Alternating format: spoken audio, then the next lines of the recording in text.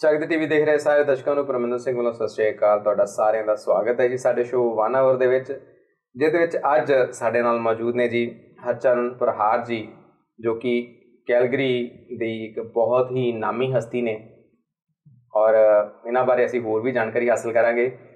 ਇਸ ਤੋਂ ਇਲਾਵਾ ਸਾਡੇ ਨਾਲ ਮੌਜੂਦ ਨੇ ਜੀ ਪ੍ਰੋਫੈਸਰ ਇੰਦਰ ਸਿੰਘ ਘੱਗਾ, ਜੋ ਕਿ ਸਿੱਖ ਪ੍ਰਚਾਰਕ ਨੇ ਔਰ ਬਹੁਤ ਵਧੀਆ ਜਿਹੜਾ ਹੈ ਪ੍ਰਚਾਰ ਦੀ ਸੇਵਾ ਨਿਭਾ ਰਹੇ ਨੇ।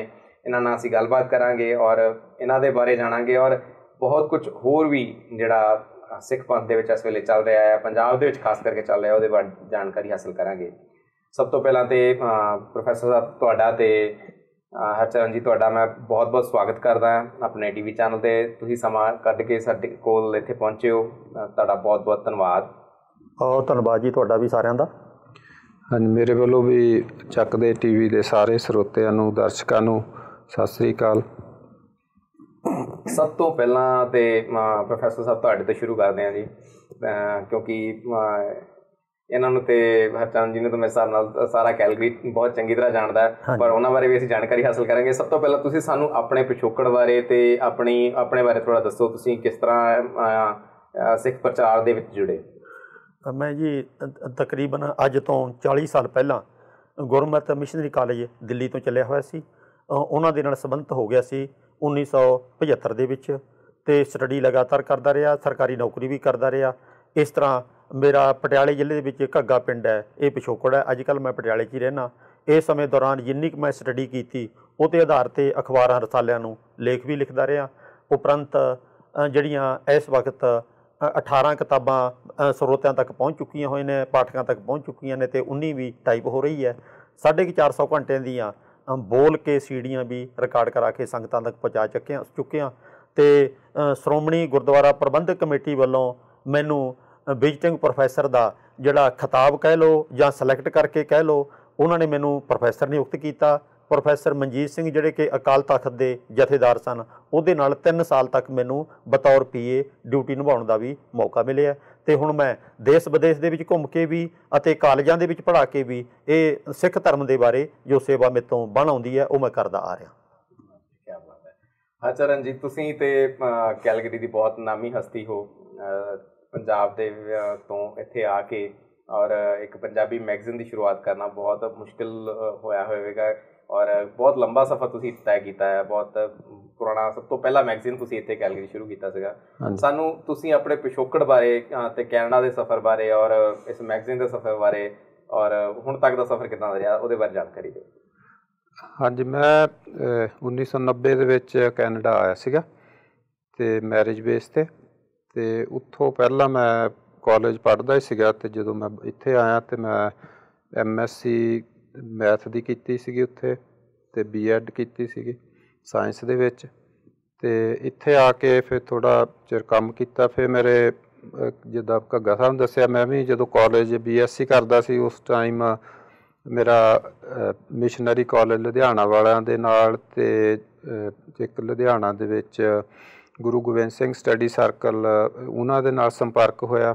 ਅਤੇ ਉੱਥੋਂ ਫਿਰ ਇੱਧਰ ਨੂੰ ਪੜ੍ਹਨ ਦੀ, ਸਿੱਖ ਧਰਮ ਦੀ ਸਟੱਡੀ ਕਰਨ ਦੀ ਲਗਨ ਹੋਈ। ਅਤੇ ਫਿਰ ਮੈਂ ਲੁਧਿਆਣਾ ਦਾ ਜਿਹੜਾ ਮਿਸ਼ਨਰੀ ਕਾਲਜ ਸੀ ਉਹਨਾਂ ਤੋਂ 2 ਸਾਲ ਦਾ ਕੋਰਸ ਕੀਤਾ ਡਿਊਰਿੰਗ ਜਦੋਂ ਮੈਂ BSc MSc ਕਰਦਾ ਸੀਗਾ। ਅਤੇ ਉਹਦੇ ਕਰਕੇ ਫਿਰ ਮੈਨੂੰ ਥੋੜ੍ਹਾ ਲਿਖਣ ਦਾ ਜਾਂ ਸਿੱਖ ਧਰਮ ਬਾਰੇ ਜਾਣਕਾਰੀ ਸੀਗੀ। ਅਤੇ ਸ਼੍ਰੋਮਣੀ ਕਮੇਟੀ ਵੀ ਇੱਕ ਐਗਜ਼ਾਮ ਆਲ ਇੰਡੀਆ ਲੈਵਲ 'ਤੇ ਲੈਂਦੇ ਆ, ਉਹਦੇ 'ਚ ਵੀ ਉਹਨੇ ਮੈਨੂੰ ਕਹਿ ਲਓ ਵੀ ਗੋਲਡ ਮੈਡਲ ਦਿੱਤਾ ਸੀਗਾ, ਪਰ ਉਹ ਮੈਨੂੰ ਬਾਅਦ ਵਿੱਚ ਮਿਲਿਆ, ਮੈਂ ਇੱਧਰ ਆ ਗਿਆ ਸੀਗਾ।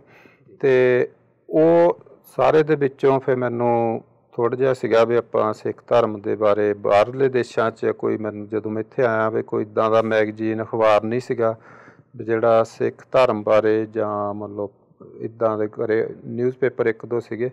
ਅਤੇ ਉਹਨੂੰ ਮੁੱਖ ਰੱਖ ਕੇ ਫਿਰ ਮੈਂ 95 ਦੇ ਵਿੱਚ ਸਿੱਖ ਵਿਰਸਾ ਮੈਗਜ਼ੀਨ ਸ਼ੁਰੂ ਕੀਤਾ, ਅਤੇ ਜਿਹੜਾ ਹੁਣ ਤੱਕ ਚੱਲ ਰਿਹਾ ਹੈਗਾ। ਅਤੇ ਆਪਣੇ ਵੱਲੋਂ ਕੋਸ਼ਿਸ਼ ਕੀਤੀ ਆ ਕਿ ਨਿਰਪੱਖ ਰਹਿ ਕੇ ਗੱਲ ਕੀਤੀ ਜਾਵੇ, ਅਤੇ ਕਿਉਂਕਿ ਧਰਮ ਦੇ ਮਸਲੇ ਦੇ ਉੱਤੇ ਲਿਖਣਾ ਮਤਲਬ ਥੋੜ੍ਹਾ ਟਫ ਹੁੰਦਾ, ਕਿਉਂਕਿ ਛੋਟੀਆਂ ਗੱਲਾਂ ਦੀ ਕਈ ਕੰਟਰੋਵਰਸੀ ਵੀ ਹੁੰਦੀਆਂ, ਕਈ ਵਾਰੀ ਸ਼ਰਧਾ ਦੇ ਇਸ਼ੂ ਵੀ ਹੁੰਦੇ ਆ। ਅਤੇ ਪਰ ਉਹਦੇ ਨਾਲ ਕਈ ਚੈਲੰਜ ਵੀ ਆਏ, ਹੁਣ ਵੀ ਆਉਂਦੇ ਰਹਿੰਦੇ ਆ। ਅਤੇ ਪਰ ਮੈਂ ਟਰਾਈ ਕੀਤੀ ਆ ਵੀ ਜੋ ਜਿੰਨੀ ਕੁ ਸਾਨੂੰ ਸਮਝ ਆ ਗੁਰੂ ਗ੍ਰੰਥ ਸਾਹਿਬ ਦੀ ਸਿੱਖ ਰਹਿਤ ਮਰਿਆਦਾ ਦੀ ਉਹਦੇ ਅਕੋਰਡਿੰਗਲੀ ਗੱਲ ਕੀਤੀ ਜਾਵੇ। ਬਹੁਤ ਵਧੀਆ ਸਫ਼ਰ, ਤੁਸੀਂ ਬਹੁਤ ਵਧੀਆ ਸੇਵਾਵਾਂ ਵੀ ਨਿਭਾ ਰਹੇ ਹੋ, ਬਹੁਤ ਵਧੀਆ ਤੁਹਾਡਾ ਸਫ਼ਰ ਰਿਹਾ ਹੈ ਔਰ ਮੇਰੇ ਹਿਸਾਬ ਨਾਲ ਹਰੇਕ ਕੈਲਗਰੀ ਵਾਸੀ ਨੂੰ ਤੁਹਾਡੇ 'ਤੇ ਮਾਣ ਹੈ। ਹਾਂਜੀ, ਥੈਂਕ ਯੂ ਜੀ। ਤੁਸੀਂ ਇੱਕ ਸੈਮੀਨਾਰ ਜਿਹੜਾ ਆ ਕਰਵਾ ਰਹੇ ਹੋ, ਇਹ ਸਾਨੀ ਜਿਸ ਮਕਸਦ ਨਾਲ ਤੁਸੀਂ ਅੱਜ ਸਾਡੇ ਕੋਲ ਇੱਥੇ ਆਏ ਹੋ, ਇਹ ਸੈਮੀਨਾਰ ਕਿਹੜੇ ਮੁੱਦੇ 'ਤੇ ਹੋ ਰਿਹਾ ਹੈ, ਕੀ ਇਹਦੇ ਵਿੱਚ ਤੁਸੀਂ ਕਰਨਾ ਹੈ ਔਰ ਕੌਣ ਕੌਣ ਉੱਥੇ ਆ ਰਿਹਾ, ਸੋ ਇਹਨਾਂ ਸਾਰਾ ਜਿਹੜੀ ਜਾਣਕਾਰੀ ਹੈ ਉਹਦੇ ਬਾਰੇ ਸਾਨੂੰ ਥੋੜ੍ਹੀ ਜਾਣਕਾਰੀ ਦਿਓ ਕਿ ਇਹ ਕਿੱਦਣ ਹੋ ਰਿਹਾ ਅਤੇ ਇਹਦਾ ਟੌਪਿਕ ਕੀ ਹੈ। ਹਾਂਜੀ, ਇਹ ਜਿਹੜਾ ਸੈਮੀਨਾਰ ਆ ਮੈਂ ਪਿਛਲੇ ਤਕਰੀਬਨ 20 ਸਾਲ ਤੋਂ ਜਿੱਦਾਂ ਦੱਸਿਆ ਆਪਾਂ ਮੈਗਜ਼ੀਨ ਕਰ ਰਹੇ ਹਾਂ, ਅਤੇ ਮੈਨੂੰ ਬਹੁਤ ਸਾਰੇ ਹੋਰ ਕੰਟਰੀਆਂ 'ਚ ਵੀ ਜਾਣ ਦਾ ਮੌਕਾ ਮਿਲਿਆ, ਸਿੱਖ ਕਾਨਫਰੰਸਾਂ ਅਤੇ ਗੁਰਦੁਆਰਿਆਂ 'ਚ ਬੋਲਣ ਦਾ, ਅਤੇ ਮੈਂ ਇਹ ਮਹਿਸੂਸ ਕਰਦਾ ਵੀ ਪਿਛਲੇ 20-25 ਸਾਲ ਤੋਂ ਜਾਂ 84 ਤੋਂ ਬਾਅਦ ਇੱਕ ਇੱਦਾਂ ਦਾ ਮਾਹੌਲ ਸਿੱਖਾਂ ਦੇ ਵਿੱਚ ਬਣਦਾ ਜਾ ਰਿਹਾ। ਗੁਰਦੁਆਰੇ ਵੀ ਸਾਡੇ ਕੋਲ ਗੁਰਦੁਆਰਾ ਇੱਕ ਇੰਸਟੀਟਿਊਸ਼ਨ ਹੈਗੀ ਜਿੱਥੇ ਸਾਰੇ ਜਾਂਦੇ ਆ, ਪਰ ਉਹਨਾਂ 'ਚ ਮਾਹੌਲ ਇੱਦਾਂ ਦਾ ਬਣਦਾ ਜਾ ਰਿਹਾ ਵੀ ਜੇ ਕਿਸੇ ਦੇ ਨਾਂ ਦੇ ਨਾਲ ਪ੍ਰੋਫੈਸਰ ਲੱਗ ਗਿਆ, ਡਾਕਟਰ ਲੱਗ ਗਿਆ, ਵਿਦਵਾਨ ਕੋਈ ਲੇਖਕ ਆ, ਉਹਨਾਂ ਨੂੰ ਉਹ ਨਿਗਲੈਕਟ ਕੀਤਾ ਜਾ ਰਿਹਾ, ਬਾਹਰ ਕੱਢਿਆ ਜਾ ਰਿਹਾ, ਅਤੇ ਉਹਦੇ ਨਾਲ ਜਿਹੜੇ ਬਹੁਤ ਸਾਰੇ ਵਿਦਵਾਨ ਆ ਉਹਨਾਂ ਨੂੰ ਕੋਈ ਪਲੈਟਫਾਰਮ ਨਹੀਂ ਜਿੱਥੇ ਉਹ ਆਪਣੀ ਗੱਲ ਕਹਿ ਸਕਣ ਜਾਂ ਲੋਕ ਉਹਨਾਂ ਨੂੰ ਸੁਣ ਸਕਣ। ਅਤੇ ਉਹਨੂੰ ਮੁੱਖ ਰੱਖ ਕੇ ਪਿਛਲੇ ਸਮੇਂ 'ਚ ਵੀ ਅਸੀਂ 3-4 ਸੈਮੀਨਾਰ ਕੀਤੇ ਕੈਲਗਰੀ ਸਿੱਖ ਵਿਰਸਾ ਵੱਲੋਂ, ਅਤੇ ਹੁਣ ਆਪਣੇ ਵਿਦਵਾਨ ਇੱਥੇ ਕੈਨੇਡਾ 'ਚ ਆਏ ਸੀਗੇ ਤਾਂ ਮੈਂ ਸੋਚਿਆ ਵੀ ਆਪਾਂ ਕੈਲਗਰੀ 'ਚ ਵੀ ਜ਼ਰੂਰ ਉਹਨਾਂ ਨੂੰ ਸੱਦੀਏ, ਅਤੇ ਤਾਂ ਕਿ ਲੋਕ ਉਹਨਾਂ ਨੂੰ ਜਾਣ ਸਕਣ, ਉਹਨਾਂ ਦੇ ਜੋ ਉਹਨੇ ਕੰਮ ਕੀਤੇ ਆ, ਜੋ ਲਿਖਿਆ, ਅਤੇ ਨਾਲ ਦੀ ਨਾਲ ਉਹਨਾਂ ਤੋਂ ਕੁਐਸਚਨ ਪੁੱਛ ਸਕਣ। ਅਤੇ ਇਸ ਕਰਕੇ ਆਪਾਂ ਸੈਮੀਨਾਰ ਸੰਡੇ ਨੂੰ, ਜਿਹੜਾ ਕਮਿੰਗ ਸੰਡੇ ਅੱਜ ਫਰਾਈਡੇ ਹੈਗਾ,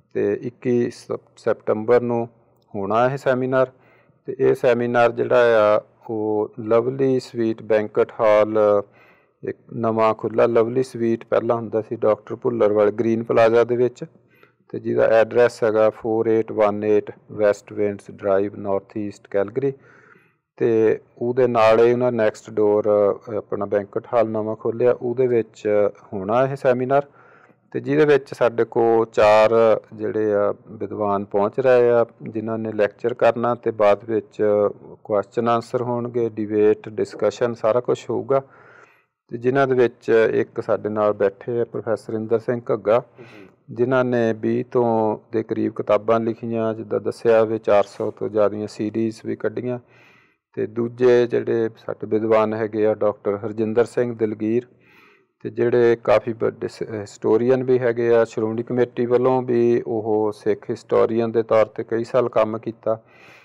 ਅਤੇ ਹੁਣ ਉਹਨਾਂ ਨੇ 5 ਵੋਲੀਅਮ ਦੇ ਵਿੱਚ ਸਿੱਖ ਹਿਸਟਰੀ ਅਤੇ ਗੁਰੂ ਸਾਹਿਬਾਨ ਦੀ ਹਿਸਟਰੀ ਨੂੰ ਨਵੇਂ ਰੂਪ ਦੇ ਵਿੱਚ ਰਿਸਰਚ ਕਰਕੇ ਲਿਖਿਆ, ਅਤੇ ਅੱਜ ਕੱਲ੍ਹ ਉਹ ਗੁਰੂ ਗ੍ਰੰਥ ਸਾਹਿਬ ਨੂੰ ਇੰਗਲਿਸ਼ ਦੇ ਵਿੱਚ ਟਰਾਂਸਲੇਟ ਨਵੇਂ ਢੰਗ ਦੇ ਨਾਲ ਕਰ ਰਹੇ ਹੈਗੇ ਆ। ਅਤੇ ਉਹ ਤੋਂ ਇਲਾਵਾ ਉਹਨੇ 40-50 ਕਿਤਾਬਾਂ ਲਿਖ ਚੁੱਕੇ ਆ ਸਿੱਖ ਧਰਮ ਬਾਰੇ।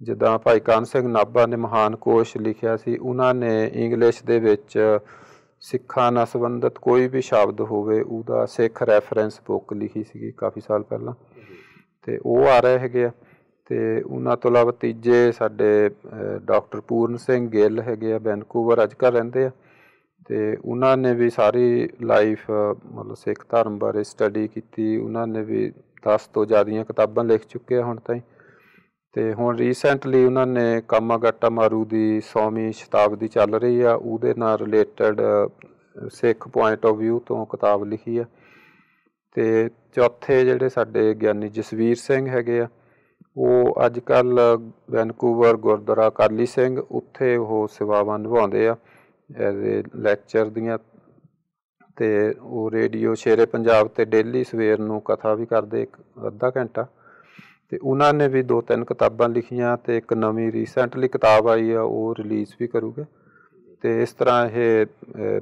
4 ਵਿਦਵਾਨਾਂ ਦੇ ਆਪਾਂ ਵਿਚਾਰ ਸੁਣਾਂਗੇ ਉਸ ਪ੍ਰੋਗਰਾਮ ਦੇ ਵਿੱਚ, ਅਤੇ ਸਾਡੀ ਕੋਸ਼ਿਸ਼ ਹੋਊਗੀ ਕਿ ਵੱਧ ਤੋਂ ਵੱਧ ਇਹਨਾਂ ਤੋਂ ਲੈਕਚਰ ਤੋਂ ਬਾਅਦ ਕੁਐਸਚਨ ਆਨਸਰ ਹੋਣ, ਜੋ ਵੀ ਕਿਸੇ ਦੇ ਮਨ 'ਚ ਕੋਈ ਸ਼ੰਕਾ ਹੈਗਾ ਸਿੱਖ ਧਰਮ ਬਾਰੇ, ਮਰਿਆਦਾ ਜਾਂ ਕੋਈ ਵੀ ਇਸ਼ੂ ਹੈਗਾ, ਉਹਦੇ 'ਤੇ ਵਿਚਾਰ ਇਹਨਾਂ ਤੋਂ ਪੁੱਛ ਸਕਦੇ ਆ ਡਿਬੇਟ ਹੋ ਸਕਦੀ, ਡਿਸਕਸ਼ਨ ਹੋ ਸਕਦੀ।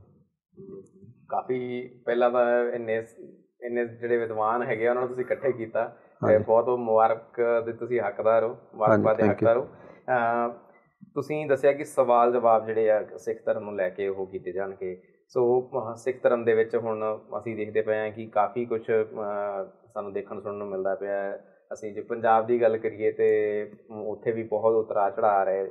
ਪ੍ਰੋਫੈਸਰ ਸਾਹਿਬ, ਮੈਂ ਤੁਹਾਡੇ ਤੋਂ ਇਹ ਇੱਕ ਜਿਹੜਾ ਸਵਾਲ ਅੱਜ ਕੱਲ੍ਹ ਬਹੁਤ ਜ਼ਿਆਦਾ ਸਾਨੂੰ ਦੇਖਣ ਨੂੰ ਇਹ ਚੀਜ਼ ਮਿਲੀ ਆ, ਪੰਜਾਬ ਦੇ ਵਿੱਚ ਇੱਕ ਤਾਂ ਨਸ਼ੇ ਆ ਜੀ, ਅਤੇ ਦੂਜਾ ਜਿਹੜਾ ਹੈਗਾ ਆ ਹੋਰ ਹੈਗਾ ਕਿ ਹੋਰ ਧਰਮਾਂ ਦਾ ਜਿਹੜਾ ਅਸਰ ਆ ਉਹ ਪੰਜਾਬ ਦੇ ਵਿੱਚ ਵੱਧਦਾ ਪਿਆ। ਜੇ ਅਸੀਂ ਦੇਖੀਏ ਜਿਹੜੇ ਗਰੀਬ ਪਰਿਵਾਰ ਨੇ ਉਹਨਾਂ ਨੂੰ ਕਨਵਰਟ ਕਰਕੇ ਬਾਕੀ ਧਰਮਾਂ 'ਚ ਸ਼ਾਮਿਲ ਕੀਤਾ ਜਾ ਰਿਹਾ ਹੈ, ਉਹਨਾਂ ਨੂੰ ਕੋਈ ਨਾ ਕੋਈ ਲਾਲਚ ਦੇ ਕੇ ਕਿਸੇ ਨਾ ਕਿਸੇ ਤਰੀਕੇ ਉਹਨਾਂ ਨੂੰ ਆਪਣੇ ਸ਼ਾਮਿਲ ਕੀਤਾ ਜਾ ਰਿਹਾ। ਸੋ ਇਹ ਕਿਉਂ ਇੱਦਾਂ ਹੋ ਰਿਹਾ ਹੈ? ਅਸਲ ਦੇ ਵਿੱਚ ਹੀ ਵਿਧੀ ਪੂਰਵਕ ਸ਼੍ਰੋਮਣੀ ਕਮੇਟੀ ਵੱਲੋਂ ਇਹੋ ਜਿਹਾ ਕੋਈ ਪਲਾਨ ਤਿਆਰ ਨਹੀਂ ਕੀਤਾ ਗਿਆ ਜਿਹਦੇ ਤਹਿਤ ਸਿੱਖਾਂ ਨੂੰ, ਜਿਹੜੇ ਕਿ ਆਪਣੇ ਆਪ ਨੂੰ ਜਨਮਜਾਤ ਕਰਕੇ ਸਿੱਖ ਸਮਝਦੇ ਨੇ, ਉਹਨਾਂ ਨੂੰ ਚੰਗਾ ਗੁਰਮਤ ਦਾ, ਗੁਰਬਾਣੀ ਦਾ ਗਿਆਨ ਦਿੱਤਾ ਜਾਵੇ। ਇਹੋ ਜਿਹਾ ਕੋਈ ਪ੍ਰਬੰਧ ਨਹੀਂ ਹੈ। ਅਤੇ ਉਹਨਾਂ ਨੂੰ ਗਿਆਨ ਨਾ ਹੋਣ ਕਰਕੇ ਦੂਜਾ ਥੋੜ੍ਹਾ ਬਹੁਤਾ ਉਹਨਾਂ ਨੂੰ ਕੁਝ ਸਾਖੀਆਂ ਕਹਾਣੀਆਂ ਸੁਣਾਉਂਦੇ ਨੇ ਦੂਜੇ ਲੋਕ, ਅਤੇ ਜਾਂ ਫਿਰ ਥੋੜ੍ਹਾ ਬਹੁਤਾ ਲਾਲਚ ਦੇ ਦਿੰਦੇ ਨੇ ਅਤੇ ਉਹ ਉੱਧਰਲੇ ਪਾਸੇ ਜਾਣ ਵਾਸਤੇ ਤਿਆਰ ਹੋ ਜਾਂਦੇ ਨੇ। ਚਾਹੀਦਾ ਤਾਂ ਇਹ ਸੀ, ਸਿੱਖ ਧਰਮ ਦੇ ਇੰਨੇ ਉੱਚੇ ਦਰਜੇ ਦੇ ਨਿਯਮ ਨੇ, ਸੌਖਾ ਧਰਮ ਹੈ ਅਤੇ ਸ਼੍ਰੋਮਣੀ ਕਮੇਟੀ ਅਰਬਾਂ ਦੇ ਬਜਟ ਵਾਲੀ ਕਮੇਟੀ ਹੈ। ਉਹਨਾਂ ਨੂੰ ਚਾਹੀਦਾ ਸੀ ਆਪਣੇ ਧਰਮ ਦਾ ਚੰਗੇ ਤਰੀਕੇ ਨਾਲ ਇਹਨਾਂ ਲੋਕਾਂ ਤੱਕ ਮੈਸੇਜ ਪਹੁੰਚਾਉਂਦੇ, ਅਤੇ ਇਹ ਜਿਹੜੇ ਉੱਧਰਲੇ ਪਾਸੇ ਕਨਵਰਟ ਹੋਣ ਦੀ ਥਾਂ 'ਤੇ ਆਪ ਤਾਂ ਇਹ ਸਿੱਖ ਧਰਮ ਦੇ ਵਿੱਚ ਰਹਿੰਦੇ, ਬਲਕਿ ਜਿਹੜੇ ਹੋਰ ਕਮਜ਼ੋਰ ਧਿਰਾਂ ਨੇ ਪੰਜਾਬ ਦੇ ਵਿੱਚ, ਜਿਹੜੇ ਪਛੜੀਆਂ ਜਾਤੀਆਂ ਆਦਿਕ ਨੇ ਜਾਂ ਜਿਹੜੇ ਦੂਜੇ ਧਰਮਾਂ ਨਾਲ ਸੰਬੰਧਿਤ ਲੋਕ ਨੇ, ਉਹ ਵੀ ਸਿੱਖ ਧਰਮ ਦੇ ਅਸੂਲਾਂ ਤੋਂ ਖੁਸ਼ ਹੋ ਕੇ ਇੱਧਰਲੇ ਪਾਸੇ ਆਉਂਦੇ। ਚਾਹੀਦਾ ਤਾਂ ਇਹ ਸੀ, ਪਰ ਸ਼੍ਰੋਮਣੀ ਕਮੇਟੀ ਨੇ ਆਪਣਾ ਫਰਜ਼ ਨਹੀਂ ਨਿਭਾਇਆ। ਅਤੇ ਗੁਰਦੁਆਰਿਆਂ ਦੇ ਵਿੱਚ ਜਿਹੜੇ ਸਾਡੇ ਪ੍ਰਚਾਰਕ ਛੱਡੇ ਹੋਏ ਨੇ, ਅਤੇ ਉਹ ਵੀ ਸ਼੍ਰੋਮਣੀ ਕਮੇਟੀ ਵੱਲੋਂ ਕੋਈ ਪ੍ਰਬੰਧ ਨਹੀਂ ਹਨ। ਸ਼੍ਰੋਮਣੀ ਕਮੇਟੀ ਕਿਸੇ ਨੂੰ ਟ੍ਰੇਨਿੰਗ ਦੇ ਕੇ ਤਿਆਰ ਵੀ ਨਹੀਂ ਕਰਦੀ।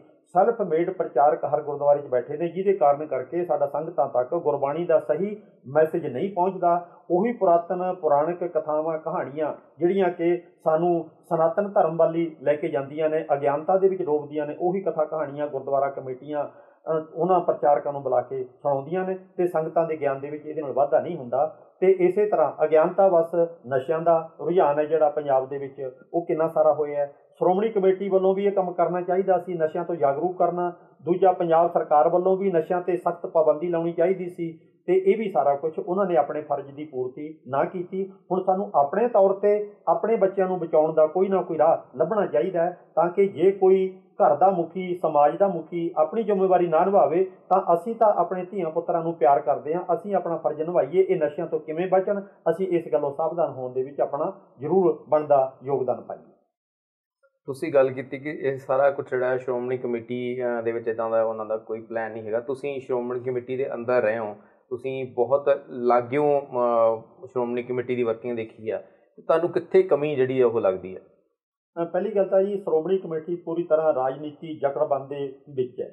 ਉਂਝ ਤੇ ਆਪਾਂ ਅਖਬਾਰਾਂ ਦੇ ਜਿਹੜੀਆਂ ਖਬਰਾਂ ਦੇ ਰਾਹੀਂ ਤਾਂ ਬਹੁਤ ਕੁਝ ਸੁਣਦੇ ਹਾਂ, ਪੜ੍ਹਦੇ ਹਾਂ, ਪਰ ਸਨ 2000 ਦੇ ਮਾਰਚ ਮਹੀਨੇ ਦੇ ਵਿੱਚ ਉਦੋਂ ਦੇ ਅਕਾਲ ਤਖਤ ਦੇ ਜਥੇਦਾਰ ਗਿਆਨੀ ਜੋਗਿੰਦਰ ਸਿੰਘ ਬੇਦਾਂਤੀ ਨੇ ਇੱਕ ਹੁਕਮਨਾਮਾ ਜਾਰੀ ਕੀਤਾ ਸੀ ਸ਼੍ਰੋਮਣੀ ਕਮੇਟੀ ਦੇ ਨਾਮ 'ਤੇ, ਕਿ ਅਕਾਲ ਤਖਤ ਦੇ ਜਥੇਦਾਰ ਦਾ ਕੰਮ ਕਰਨ ਦਾ ਤੌਰ ਤਰੀਕੇ ਦੇ ਨਿਯਮ ਨਿਰਧਾਰਿਤ ਕੀਤੇ ਜਾਣ। ਇੱਥੋਂ ਸਿੱਧ ਹੁੰਦਾ ਹੈ ਕਿ ਅਜੇ ਤੱਕ ਅਕਾਲ ਤਖਤ ਦੇ ਜਥੇਦਾਰ ਦੇ ਕੰਮ ਕਰਨ ਦਾ ਕੋਈ ਨਿਯਮ ਨਹੀਂ ਹੈ, ਜਿਵੇਂ ਮਰਜ਼ੀ ਕੰਮ ਕਰਦਾ ਰਹੇ।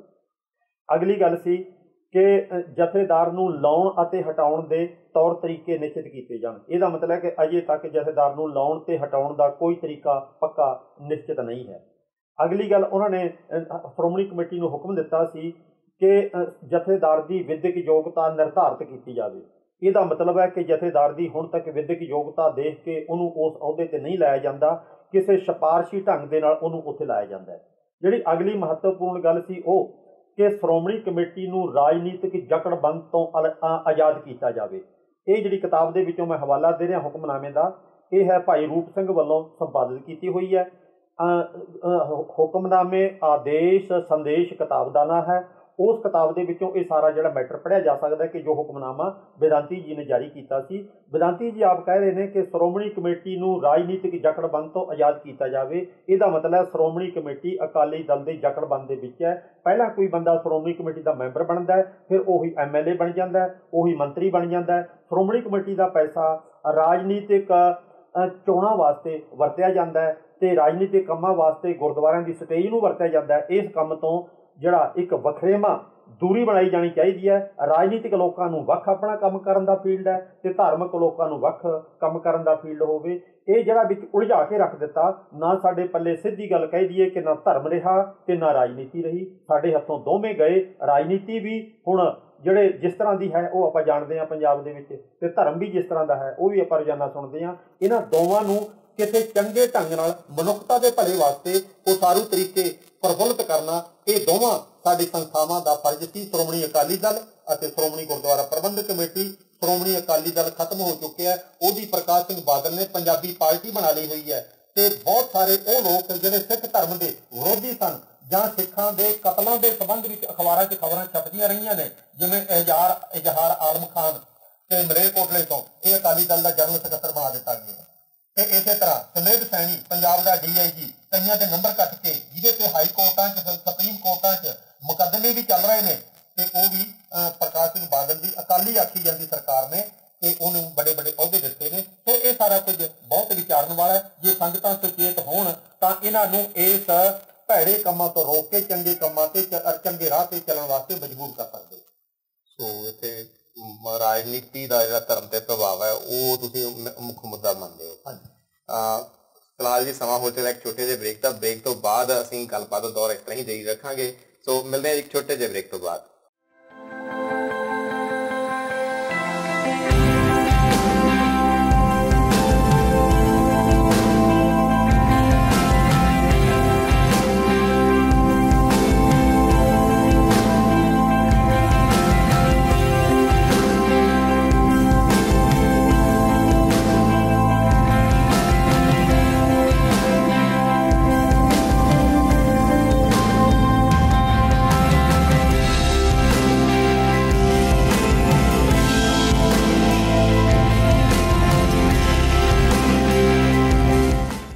ਚੱਕਦੇ ਟੀਵੀ ਦੇਖ ਰਹੇ ਸਾਰੇ ਦਰਸ਼ਕਾਂ ਦਾ ਇੱਕ ਵਾਰੀ ਫਿਰ ਸਵਾਗਤ ਹੈ ਜੀ ਸਾਡੇ ਸ਼ੋਅ 1 ਆਵਰ ਦੇ ਵਿੱਚ, ਜਿਹਦੇ ਵਿੱਚ ਅੱਜ ਸਾਡੇ ਨਾਲ ਮੌਜੂਦ ਨੇ ਪ੍ਰੋਫੈਸਰ ਇੰਦਰ ਸਿੰਘ ਘੱਗਾ ਜੀ ਤੇ ਉਹਨਾਂ ਦੇ ਨਾਲ ਨੇ ਜੀ ਕੈਲਗਰੀ ਦੀ ਜਾਣੀ ਮਾਨੀ ਹਸਤੀ ਹਰਚਰਨ ਪ੍ਰਹਾਰ ਜੀ।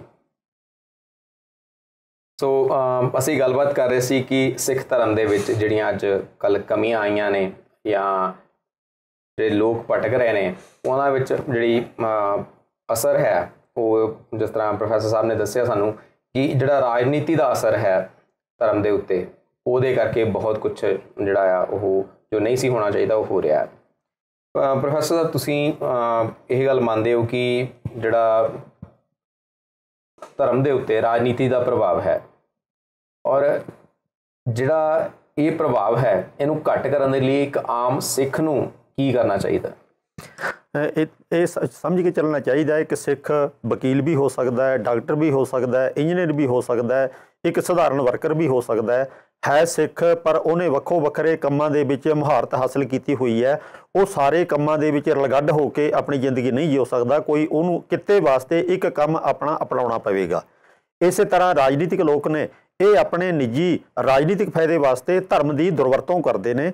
ਧਰਮ ਦੇ ਐਕਸਪਰਟ ਬੰਦੇ ਹੀ ਧਰਮ ਦੇ ਵਿੱਚ ਸੇਵਾ ਕਰਨ, ਰਾਜਨੀਤੀ ਜਿਨ੍ਹਾਂ ਦਾ ਸ਼ੌਂਕ ਹੈ ਉਹ ਰਾਜਨੀਤੀ 'ਚ ਕੰਮ ਕਰਨ। ਹੈਗੇ ਦੋਵੇਂ ਧਿਰਾਂ ਸਿੱਖ। ਜਦੋਂ ਸ਼੍ਰੋਮਣੀ ਕਮੇਟੀ ਬਣੀ ਹੈ 1920-21 ਦੇ ਵਿੱਚ, ਉਦੋਂ ਬਕਾਇਦਾ 2 ਗਰੁੱਪ 2 ਜਥੇਬੰਦੀਆਂ ਵੱਖੋ ਵੱਖਰੀਆਂ ਬਣਾਈਆਂ ਗਈਆਂ ਸੀ, ਸ਼੍ਰੋਮਣੀ ਅਕਾਲੀ ਦਲ ਅਤੇ ਸ਼੍ਰੋਮਣੀ ਗੁਰਦੁਆਰਾ ਪ੍ਰਬੰਧਕ ਕਮੇਟੀ। ਜੇ ਇਹਨਾਂ ਨੂੰ ਰਲਗੱਡ ਰੱਖਣਾ ਹੁੰਦਾ ਤਾਂ 2 ਜਥੇਬੰਦੀਆਂ ਬਣਾਉਣ ਦੀ ਲੋੜ ਹੀ ਨਹੀਂ ਸੀ। ਤਾਂ ਇਹ 2 ਜਥੇਬੰਦੀਆਂ ਨੇ, ਇੱਕ ਨੇ ਰਾਜਨੀਤਿਕ ਖੇਤਰ ਦੇ ਵਿੱਚ ਕੰਮ ਕਰਨਾ ਸੀ, ਦੂਜੀ ਨੇ ਧਰਮ ਦੇ ਖੇਤਰ 'ਚ ਕੰਮ ਕਰਨਾ ਸੀ। ਤੇ ਜਿਹਦੀ ਧਰਮ ਦੇ ਮਾਮਲੇ 'ਚ ਮੁਹਾਰਤ ਹੈ ਉਹ ਧਰਮ ਦੇ ਦਾਇਰੇ 'ਚ ਰਹਿ ਕੇ ਆਪਣਾ ਕੰਮ ਕਰੇ। ਜੇ ਉਹਦਾ ਰਾਜਨੀਤੀ ਜਾਣ ਦੀ ਇੱਛਾ ਹੈ ਤਾਂ ਧਰਮ ਦੇ ਜਿਹੜੇ ਅਹੁਦੇ ਨੇ ਉਹਦੇ ਕੋਲੇ ਉਹਨਾਂ ਤੋਂ ਅਸਤੀਫਾ ਦੇ ਦੇਵੇ। ਇਸੇ ਤਰ੍ਹਾਂ ਜੇ ਕੋਈ ਰਾਜਨੀਤੀ ਦੇ ਵਿੱਚ ਹੈ ਉਹ ਧਰਮ 'ਚ ਦਖਲਅੰਦਾਜ਼ੀ ਨਾ ਕਰੇ। ਜੇ ਉਹਨੇ ਧਰਮ ਦੇ ਵਿੱਚ ਆ ਕੇ ਕੋਈ ਸੇਵਾ ਕਰਨੀ ਹੈ ਤਾਂ ਰਾਜਨੀਤਿਕ ਅਹੁਦਿਆਂ ਤੋਂ ਅਸਤੀਫਾ ਦੇ ਦੇਵੇ। ਤਾਂ ਇਹ ਜਿਹੜਾ ਨਿਯਮ ਹੈ ਇਹ ਲਗਭਗ ਸਾਰੀ ਦੁਨੀਆ ਨੇ ਅਪਣਾ ਲਿਆ ਹੋਇਆ ਹੈ। ਜਦੋਂ ਧਰਮ ਦੇ ਵਿੱਚ ਰਾਜਨੀਤੀ ਦਖਲ ਦੇਵੇਗੀ ਤਾਂ ਉਹ ਵੀ ਨੁਕਸਾਨ ਹੋਵੇਗਾ, ਜਦੋਂ ਧਾਰਮਿਕ ਬੰਦੇ ਰਾਜਨੀਤੀ 'ਚ ਦਖਲ ਦੇਣਗੇ ਉਹ ਵੀ ਨੁਕਸਾਨ ਹੋਵੇਗਾ। ਮਿਸਾਲ ਦੇ ਤੌਰ ਤੇ ਸਾਡੇ ਭਾਰਤ ਦੇਸ਼ ਦੇ ਵਿੱਚ ਇਸ ਵਕਤ ਮੋਦੀ ਇੱਕ ਹਿੰਦੂ ਕੌਮ ਨੂੰ ਜਿਹੜਾ ਬਿਲੋਂਗ ਕਰਦਾ ਹੈ, ਜੇ ਉਹ ਆਪਣੇ ਰਾਜਨੀਤੀ ਅਹੁਦੇ ਦੀ ਵਰਤੋਂ ਕਰਕੇ ਲੋਕਾਂ ਨੂੰ ਹਿੰਦੂ ਮਤ ਦੇ ਵਿੱਚ ਕਨਵਰਟ ਕਰਨ ਦਾ ਯਤਨ ਕਰੇ ਤਾਂ ਇਹ ਇੱਕ ਸੰਵਿਧਾਨਕ ਸੰਕਟ ਖੜਾ ਹੋਵੇਗਾ। ਇਸੇ ਤਰ੍ਹਾਂ ਜੇ ਸਿੱਖ ਮੁੱਖ ਮੰਤਰੀ ਦੂਜੇ ਧਰਮਾਂ ਦੇ ਲੋਕ ਨੂੰ ਆਪਣੇ ਧਰਮਾਂ ਦੇ ਵਿੱਚ ਆਉਣ ਦੇ ਵਾਸਤੇ ਮਜਬੂਰ ਕਰੇ ਤਾਂ ਇਹ ਉਹਦੇ ਵਾਸਤੇ ਵੀ ਇਹ ਧਰਮ ਸੰਕਟ ਵਾਲੀ ਗੱਲ ਹੋਵੇਗੀ, ਲੋਕੀ ਨਾਰਾਜ਼ ਹੋਣਗੇ। ਤਾਂ ਇਸ ਤਰ੍ਹਾਂ ਰਾਜਨੀਤੀ ਦਾ ਤੇ ਧਰਮ ਦੀ ਵਿੱਥ ਬਣਾ ਕੇ ਚੱਲਿਆ ਜਾਵੇ, ਆਪੋ ਆਪਣੇ ਖੇਤਰ ਦੇ ਵਿੱਚ ਕੰਮ ਕੀਤਾ ਜਾਵੇ। ਹਰਚਰਨ ਜੀ, ਤੁਸੀਂ ਵੀ ਮੀਡੀਆ ਨਾਲ ਕਾਫੀ ਜੁੜੇ ਹੋਏ ਹੋ ਕਾਫੀ ਦੇਰ ਤੋਂ, ਖਾਸ ਕਰਕੇ ਧਰਮ ਦੇ ਨਾਲ ਜਿਹੜਾ ਆ ਤੁਹਾਡਾ ਕਾਫੀ ਲਿਖਿਆ ਵੀ ਆ ਉੱਤੇ ਔਰ ਸੈਮੀਨਾਰ ਵੀ ਤੁਸੀਂ ਦੱਸਿਆ ਕੀਤੇ ਆ। ਤੁਹਾਨੂੰ ਕੀ ਲੱਗਦਾ ਹੈ ਕਿ ਜੋ ਪ੍ਰੋਫੈਸਰ ਸਾਹਿਬ ਨੇ ਕਿਹਾ ਹੈ ਕਿ ਇਹ ਰਾਜਨੀਤੀ ਦਾ ਜਿਹੜਾ ਪ੍ਰਭਾਵ ਹੈ ਸਾਡੇ ਧਰਮ ਦੇ ਉੱਤੇ ਉਹ ਬਹੁਤ ਜ਼ਿਆਦਾ ਵੱਧ ਗਿਆ, ਉਹਦੇ ਕਰਕੇ ਇਹ ਸਾਰਾ ਕੁਝ ਹੋ ਰਿਹਾ, ਤੁਹਾਡੇ ਕੀ ਵਿਚਾਰ ਨੇ ਇਹਦੇ ਬਾਰੇ? ਮੇਰਾ ਜਿੱਦਾਂ ਹੁਣ ਜਿਹੜਾ ਤਾਂ ਇੰਡੀਆ ਦੇ ਵਿੱਚ ਜਿੱਦਾਂ ਪ੍ਰੋਫੈਸਰ ਸਾਹਿਬ ਦੱਸ ਰਿਹਾ ਉਹਦੇ ਬਾਰੇ ਤਾਂ ਆਪਾਂ ਸੁਣਦੇ ਹੀ ਹਾਂ, ਕਿਉਂਕਿ ਮੈਂ ਜਦੋਂ 90 'ਚ ਆਇਆ ਸੀਗਾ ਅਤੇ ਉਹ ਤੋਂ ਬਾਅਦ ਫਿਰ ਮੈਂ ਤਕਰੀਬਨ 20 ਸਾਲ ਇੰਡੀਆ ਨਹੀਂ ਗਿਆ, ਅਤੇ 2011 'ਚ 20 ਸਾਲ ਬਾਅਦ ਗਿਆ ਸੀਗਾ। ਅਤੇ ਉਹਦੇ ਕਰਕੇ ਅਖਬਾਰਾਂ ਤੋਂ ਜੋ ਬਾਹਰੋਂ ਜਾਣਕਾਰੀ ਮਿਲਦੀ ਉਸ ਹਿਸਾਬ ਨਾਲ ਤਾਂ ਆਪਾਂ ਕਹਿ ਸਕਦੇ ਹਾਂ, ਪਰ ਮੇਰਾ ਜ਼ਿਆਦਾ ਇੱਧਰਲੀ ਜਿਹੜੀ ਪੋਲੀਟਿਕਸ ਉਹਦੇ 'ਚ ਰਿਹਾ। ਅਤੇ ਉਹਦੇ ਬਾਰੇ ਮੈਂ ਜ਼ਰੂਰ ਕਹਿਣਾ ਚਾਹੁੰਦਾ ਵੀ ਜਿਹੜੇ ਬੇਸ਼ੱਕ ਜਿੱਦਾਂ ਦਾ ਇੰਡੀਆ 'ਚ ਰਾਜਨੀਤਿਕ ਲੋਕਾਂ ਦਾ ਪ੍ਰਭਾਵ ਹੈਗਾ ਗੁਰਦੁਆਰਿਆਂ 'ਚ ਜਾਂ ਸਿੱਖ ਧਰਮ ਦੇ ਵਿੱਚ, ਉੱਦਾਂ ਦਾ ਇੱਥੇ ਤਾਂ ਨਹੀਂ ਕੋਈ ਅਸਰ ਹੈਗਾ। ਪਰ ਇੱਥੇ ਹੋਰ ਢੰਗ ਦਾ ਹੈਗਾ ਕਿ ਇੱਥੇ ਛੋਟੇ ਛੋਟੇ ਗਰੁੱਪ ਬਣਾ ਲਏ ਉਹ ਹੈਗੇ ਆ, ਕੋਈ ਕਿਸੇ ਸੰਸਥਾ ਜਾਂ ਜਥੇਬੰਦੀ ਦੇ ਨਾਲ ਰਿਲੇਟਡ ਹੈਗਾ, ਅਤੇ ਉਹ ਜਿਹੜੇ ਜਥੇਬੰਦੀਆਂ ਉਹ ਗੁਰਦੁਆਰਿਆਂ 'ਤੇ ਆਪਣਾ ਕਬਜ਼ਾ ਕਰਕੇ ਆਪਣੀ ਲੋਕਲ ਪੋਲੀਟਿਕਸ ਨੂੰ ਵਰਤਦੇ ਆ ਜਿੱਦਾਂ। ਅਤੇ ਉਹਦੇ ਨਾਲ ਇਹ ਹੋ ਰਿਹਾ ਵੀ ਚਲੋ ਜੇ ਉਹ ਕੰਟਰੋਲ ਕਰਦੇ ਆ ਉਹ ਮੈਨੇਜਮੈਂਟ ਤੱਕ ਰੱਖਣ ਆਪਣੇ ਆਪ ਨੂੰ, ਫੇਰ ਵੀ ਠੀਕ ਆ। ਉਹ ਹੁੰਦਾ ਇਹ ਆ ਕਿ ਜੇ ਉਹਨਾਂ ਦੀ ਕੋਈ ਵੀ ਕਿਸੇ ਜਥੇਬੰਦੀ ਨਾਲ ਉਹਨਾਂ ਦੀ ਕੋਈ ਵਿਚਾਰਧਾਰਾ ਮਿਲਦੀ ਆ, ਅਤੇ ਉਹ ਫਿਰ ਜਿਹੜਾ ਧਰਮ ਦਾ ਫੀਲਡ ਆ ਜਿੱਦਾਂ ਪ੍ਰਚਾਰਕ ਆ ਉਹਨਾਂ ਨੂੰ ਉਹ ਇਨਫਲੂਐਂਸ ਕਰਦੇ ਆ। ਉਹਦੇ ਨਾਲ ਇਹ ਹੁੰਦਾ ਵੀ ਉਹ ਜਿੱਥੇ ਜੇ ਇੱਕ ਵਿਚਾਰਧਾਰਾ ਵਾਲਾ ਕੋਈ ਮੈਨੇਜਮੈਂਟ ਆ ਜਾਂਦੀ, ਉਹ ਦੂਜੇ ਵਾਲੇ ਪ੍ਰਚਾਰਕਾਂ ਨੂੰ ਮੌਕਾ ਹੀ ਨਹੀਂ ਦਿੰਦੇ, ਸਮਾਂ ਨਹੀਂ ਦਿੰਦੇ, ਅਤੇ ਜੇ ਦੂਜੇ ਆ ਜਾਂਦੇ ਉਹ ਦੂਜਿਆਂ ਨੂੰ ਨਹੀਂ ਦਿੰਦੇ। ਇਹਦੇ ਨਾਲ ਜਿਹੜੇ ਸਾਡੇ ਪ੍ਰਚਾਰਕ ਆ ਜਾਂ ਧਰਮ 'ਚ ਕੰਮ ਕਰਦੇ ਆ ਉਹਨਾਂ ਨੂੰ ਬੜਾ ਟਫ ਹੁੰਦਾ। ਉਹ ਫਿਰ ਜਦੋਂ ਕਿਸੇ ਗੁਰਦੁਆਰੇ 'ਚ ਆਉਂਦੇ ਆ, ਅਤੇ ਮੈਨੂੰ ਚੇਤਾ ਵੀ ਕਈ ਪ੍ਰਚਾਰਕਾਂ ਨੇ ਦੱਸਿਆ ਵੀ ਜਦੋਂ ਅਸੀਂ ਮਤਲਬ ਵੈਨਕੂਵਰ ਆਏ ਹਾਂ ਅਤੇ ਅਸੀਂ ਕੈਲਗਰੀ ਆਉਣਾ ਅਤੇ ਜਾਂ ਕੈਲਗਰੀ ਤੋਂ ਟੋਰਾਂਟੋ ਜਾਣਾ, ਅਤੇ ਅਸੀਂ ਪਹਿਲਾਂ ਹੀ ਪਤਾ ਕਰ ਲਈਦਾ ਇੱਕ ਦੋ ਗੁਰਦੁਆਰਿਆਂ 'ਚ ਜਿਹੜੇ ਪ੍ਰਚਾਰਕ ਆ ਉਹਨਾਂ ਨੂੰ ਵੀ ਇੱਥੇ ਕਿੱਦਾਂ ਦੇ ਪ੍ਰਬੰਧਕ ਆ, ਫਿਰ ਉਹ ਜਿੱਦਾਂ ਦੇ ਪ੍ਰਬੰਧਕ ਉੱਦਾਂ ਦੀ ਉਹਨੀ ਗੱਲ ਕਰਨੀ ਹੈ। ਉਹਦੇ ਨਾਲ ਜਿਹੜੀ ਕਈ ਵਾਰੀ ਸਹੀ ਗੱਲ ਨਹੀਂ ਸਾਡੇ ਗੁਰਦੁਆਰਿਆਂ ਦੇ ਵਿੱਚ ਹੋ ਰਹੀ, ਅਤੇ ਉਹ ਇੱਕ ਦਬਾਅ ਦੇ ਵਿੱਚ ਸਾਡੇ ਪ੍ਰਚਾਰਕ ਵੀ ਹੈਗੇ ਆ। ਅਤੇ ਦੂਜਾ ਜਿੱਦਾਂ ਇਹਨਾਂ ਨੇ ਦੱਸਿਆ ਕਿ ਸ਼੍ਰੋਮਣੀ ਕਮੇਟੀ ਵੱਲੋਂ ਜਾਂ ਸਾਡੀ ਸਿੱਖ ਕੌਮ ਵੱਲੋਂ ਕੋਈ ਇੱਦਾਂ ਦਾ ਅਦਾਰਾ ਨਹੀਂ ਬਣਾਇਆ ਜਾ ਸਕਿਆ ਦੂਜੇ ਧਰਮਾਂ ਵਾਂਗੂ ਵੀ ਜਿੱਥੇ ਸਾਡੇ ਪ੍ਰਚਾਰਕ ਤਿਆਰ ਕੀਤੇ ਜਾ ਸਕਣ। ਅਤੇ ਆਪਾਂ ਇੱਥੋਂ ਸ਼੍ਰੋਮਣੀ ਕਮੇਟੀ ਨੂੰ ਕਹਿੰਦੇ ਹਾਂ ਗਲਤ ਆ, ਉਹਨੇ ਆਹ ਕੰਮ ਨਹੀਂ ਕੀਤੇ।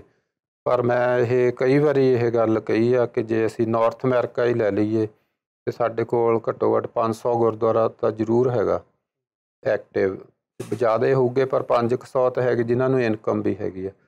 ਜੇ ਉਹ $500 ਵੀ ਮਹੀਨੇ ਦਾ ਪੂਲ 'ਚ ਪਾਉਣ ਤਾਂ ਇੱਕ ਬਹੁਤ ਵੱਡੀ ਸੰਸਥਾ ਆਪਾਂ ਖੜੀ ਕਰ ਸਕਦੇ ਹਾਂ ਨਾਰਥ ਅਮਰੀਕਾ, ਜਿੱਥੋਂ ਅਸੀਂ ਪ੍ਰਚਾਰਕ ਤਿਆਰ ਕਰ ਸਕਦੇ ਹਾਂ। ਅਸੀਂ ਸ਼੍ਰੋਮਣੀ ਕਮੇਟੀ ਦੀ ਤਾਕ ਛੱਡ ਵੀ ਦਈਏ।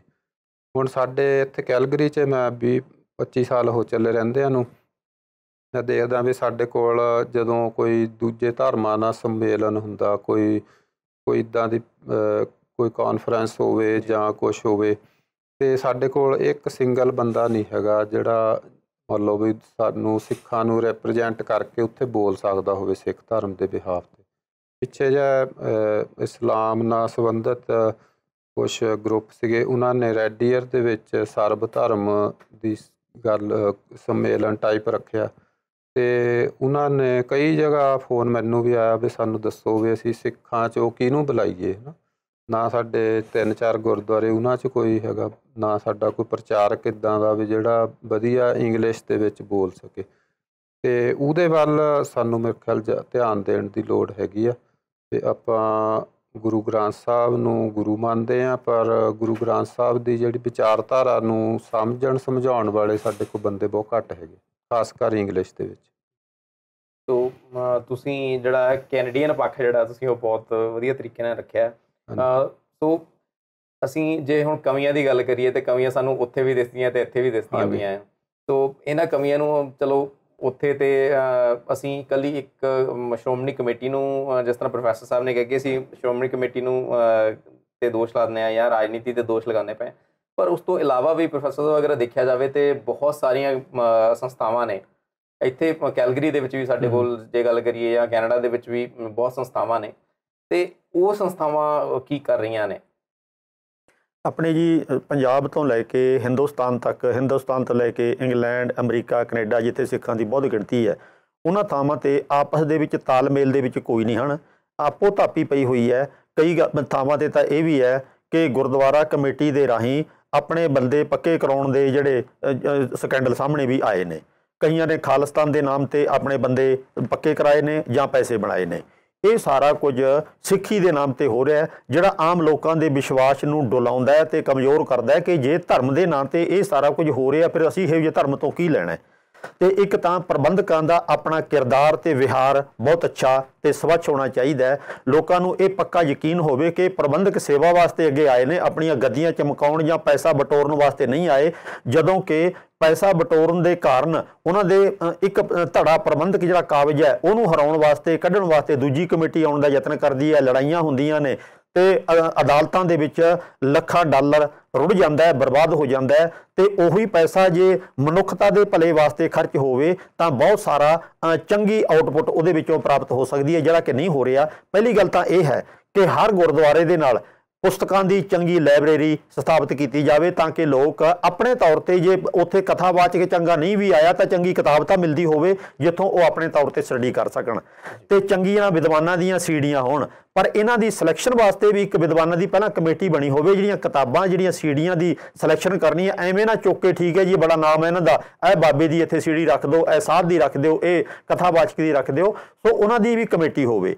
ਤੇ ਫਿਰ ਗੁਰਦੁਆਰੇ ਦਾ ਪੈਸਾ ਕਿਵੇਂ ਵਰਤਣਾ, ਸਕੂਲ ਹੋਣ ਇਹਦੇ ਨਾਲ, ਤੇ ਖੇਡਾਂ ਦੇ ਜਿਹੜੇ ਗਰਾਊਂਡ ਵੀ ਹੋਣ, ਜਿਮ ਵੀ ਅੰਦਰ ਬਣੇ ਹੋਣ, ਤੇ ਬੱਚਿਆਂ ਦੇ ਲੈਵਲ ਦੇ, ਬੀਬੀਆਂ ਦੇ ਲੈਵਲ ਦੇ ਤੇ ਬਜ਼ੁਰਗਾਂ ਦੇ ਲੈਵਲ ਦੇ ਵੱਖੋ ਵੱਖਰੇ ਪ੍ਰਬੰਧ ਗੁਰਦੁਆਰਿਆਂ 'ਚ ਹੋਣ, ਤਾਂ ਕਿ ਉਹ ਆਪਣਾ ਵਿਹਲਾ ਸਮਾਂ ਇੱਥੇ ਜਦੋਂ ਆਉਣ ਤਾਂ ਕੁਝ ਸਿੱਖ ਕੇ ਜਾਣ, ਕੁਝ ਖੁਸ਼ੀ ਮਹਿਸੂਸ ਕਰਨ ਕਿ ਹਾਂ ਸਾਡਾ ਆਪਣਾ ਥਾਂ ਹੈ, ਸਾਨੂੰ ਆਪਣਤ ਦੇ ਨਾਲ ਇਹ ਕੋਈ ਸਿੱਖਣ ਨੂੰ ਉੱਤੇ ਮਿਲਦਾ ਹੈ। ਅੱਜ ਦੀ ਜਿਹੜੀ ਹਾਲਤ ਇਹ ਹੈ, ਆਪਸ ਦੇ ਵਿੱਚ ਪ੍ਰਬੰਧਕਾਂ ਦਾ ਤਾਲਮੇਲ ਵੀ ਨਹੀਂ ਹੈ, ਮਰਿਆਦਾਵਾਂ ਵੀ ਆਪੋ ਆਪਣੀਆਂ ਅੱਡੋ ਅੱਡ ਨੇ ਸਾਰਿਆਂ ਦੀਆਂ। ਤੇ ਇੱਕ ਜਥਾ ਹੈ ਜਿਹੜਾ ਉਹ ਇਸ ਗੁਰਦੁਆਰੇ ਜਾ ਸਕਦਾ, ਦੂਜੇ 'ਚ ਉਹਨੂੰ ਜਾਣ ਦੀ ਇਜਾਜ਼ਤ ਨਹੀਂ ਹੈ। ਪ੍ਰਬੰਧਕ ਵੀ ਲੜਦੇ ਨੇ, ਪ੍ਰਚਾਰਕਾਂ ਨੂੰ ਵੀ ਲੜਾਇਆ ਜਾਂਦਾ ਹੈ, ਸਾਧ ਬਾਬੇ ਅਤੇ ਮਿਸ਼ਨਰੀਆਂ ਦਾ ਵੀ ਟਕਰਾਓ ਹੈ। ਇਹ ਸਥਿਤੀ ਸਾਡੇ ਵਾਸਤੇ ਬਹੁਤ ਹਾਨੀਕਾਰਕ ਸਿੱਧ ਹੋ ਰਹੀ ਹੈ। ਹਾਲੀ ਤੱਕ ਨਾ ਦੇਸ਼ ਦੇ ਵਿੱਚ ਨਾ ਵਿਦੇਸ਼ਾਂ ਦੇ ਵਿੱਚ ਇਹੋ ਜਿਹਾ ਕੋਈ ਗਰੁੱਪ ਉੱਭਰ ਕੇ ਸਿਆਣੇ ਵਿਦਵਾਨਾਂ ਦਾ ਸਾਹਮਣੇ ਨਹੀਂ ਆਇਆ, ਜਿਹੜਾ ਇਹਨਾਂ ਹਾਲਾਤਾਂ ਤੇ ਵਿਚਾਰ ਕਰਕੇ ਸਾਨੂੰ ਏਕਤਾ ਦੇ ਸੂਤਰ ਵਿੱਚ ਪਰੋਣ ਵਾਸਤੇ ਕੋਈ ਚੰਗੀ ਪਲਾਨਿੰਗ ਦੇ ਸਕੇ। ਬਹੁਤ ਵਧੀਆ ਵਧੀਆ ਤੁਸੀਂ ਗੱਲਾਂ ਪ੍ਰੋਫੈਸਰ ਸਾਹਿਬ ਸਾਨੂੰ ਦੱਸ ਰਹੇ ਹੋ। ਔਰ ਜੇ ਇਹਦੇ ਵਿੱਚ ਇੱਕ ਪੱਖ ਅਸੀਂ ਲਈਏ ਕਿ ਜਿਹੜੀਆਂ ਸੰਸਥਾਵਾਂ ਨੇ ਉਹਨਾਂ ਦੇ ਆਪਸ ਦੇ ਵਿੱਚ ਤਾਲਮੇਲ ਦੀ ਕਮੀ ਆ, ਤੇ ਉਹਦੇ ਲਈ ਸ਼ਾਇਦ ਅਸੀਂ ਇੱਕ ਜਿਹੜੀ ਸ਼੍ਰੋਮਣੀ ਕਮੇਟੀ ਆ ਉਹਦਾ ਗਠਨ ਕੀਤਾ ਹੋਇਆ ਹੈ, ਉਹਨਾਂ ਦਾ ਫਰਜ਼ ਹੈ ਇੱਥੇ। ਤੁਸੀਂ ਕੀ ਸਮਝਦੇ ਹੋ?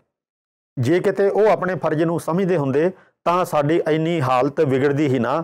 ਅੱਜ ਤੋਂ ਤਕਰੀਬਨ 18 ਸਾਲ ਪਹਿਲਾਂ ਜਦੋਂ ਮੈਂ ਜਥੇਦਾਰ ਦੇ ਨਾਲ ਸੀ, ਉਦੋਂ ਉੱਥੇ ਇੱਕ ਫੈਕਸ ਮਸ਼ੀਨ ਕਿਸੇ ਵਿਦੇਸ਼ ਦੇ ਸ਼ਰਧਾਲੂ ਸਿੱਖ ਨੇ ਸ਼੍ਰੋਮਣੀ ਕਮੇਟੀ ਵਾਸਤੇ ਭੇਜੀ। ਉਹਨਾਂ ਜ਼ਮਾਨਿਆਂ 'ਚ ਹਾਲੇ ਅੱਜ ਵਾਲਾ ਜਿਹੜਾ ਇੰਟਰਨੈਟ ਦਾ ਸਿਲਸਿਲਾ ਨਹੀਂ ਸੀ, ਫੈਕਸ ਮਸ਼ੀਨ ਭੇਜੀ ਤਾਂ ਉਹਨਾਂ ਨੂੰ ਇਹ ਕਹਿ ਕੇ ਆਇਆ, ਕਹਿੰਦਾ ਅਸੀਂ ਵਿਦੇਸ਼ਾਂ ਦੇ ਵਿੱਚੋਂ ਜਦੋਂ ਕੋਈ ਸਵਾਲ ਪੁੱਛਣਾ ਹੁੰਦਾ ਹੈ ਧਰਮ ਬਾਰੇ ਤਾਂ ਅਸੀਂ ਫੈਕਸ ਰਾਹੀਂ ਭੇਜਿਆ ਕਰਾਂਗੇ, ਤੁਸੀਂ ਫੈਕਸ ਰਾਹੀਂ ਇਹਦਾ ਜਵਾਬ ਦੇ ਦਿਆ ਕਰੋ, ਇਹ ਮਸ਼ੀਨ ਅਸੀਂ ਵਧੀਆ ਤੁਹਾਨੂੰ ਲੈ ਕੇ ਦੇ ਰਹੇ ਹਾਂ।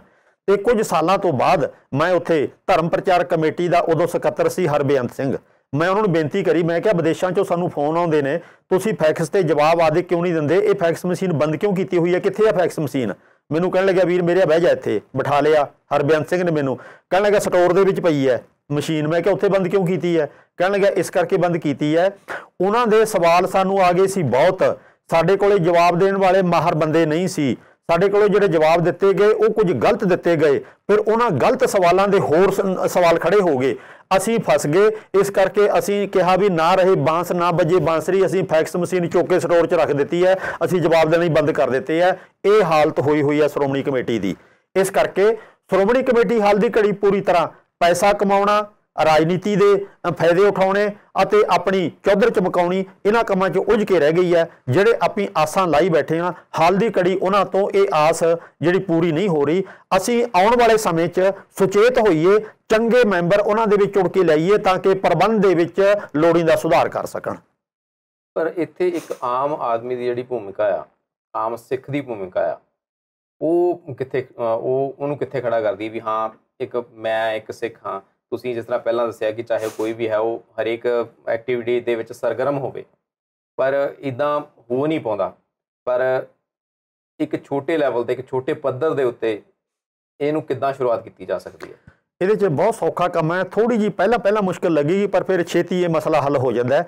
ਅਸੀਂ ਅਰਦਾਸ ਕਰਨੀ ਆਪ ਸਿੱਖੀਏ, ਅਰਦਾਸ ਵੀ ਕਿਰਾਏ ਦੀ ਕਰਾਉਂਦੇ ਹਾਂ, ਤੇ ਅਸੀਂ ਪਾਠ ਕਰਨਾ ਆਪ ਸਿੱਖੀਏ, ਅਸੀਂ ਪਾਠ ਵੀ ਕਿਰਾਏ ਦਾ ਕਰਾਉਂਦੇ ਹਾਂ।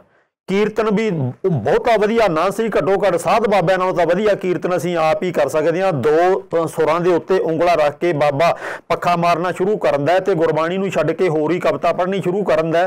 ਘੱਟੋ ਘੱਟ ਉਹਨਾਂ ਨਾਲੋਂ ਵਧੀਆ ਕੀਰਤਨ ਵੀ ਅਸੀਂ ਆਪ ਹੀ ਕਰ ਸਕਦੇ ਹਾਂ। ਠੇਕੇ ਤੇ, ਭਾੜੇ ਤੇ, ਕਿਰਾਏ ਤੇ ਕੀਰਤਨ, ਪਾਠ ਅਤੇ ਅਰਦਾਸ ਆਦਿਕ ਨਾ ਕਰਾਈਏ। ਪਹਿਲੀ ਗੱਲ ਤਾਂ ਇਹ ਸਾਨੂੰ ਸਿੱਖਣਾ ਪਵੇਗਾ ਆਪ।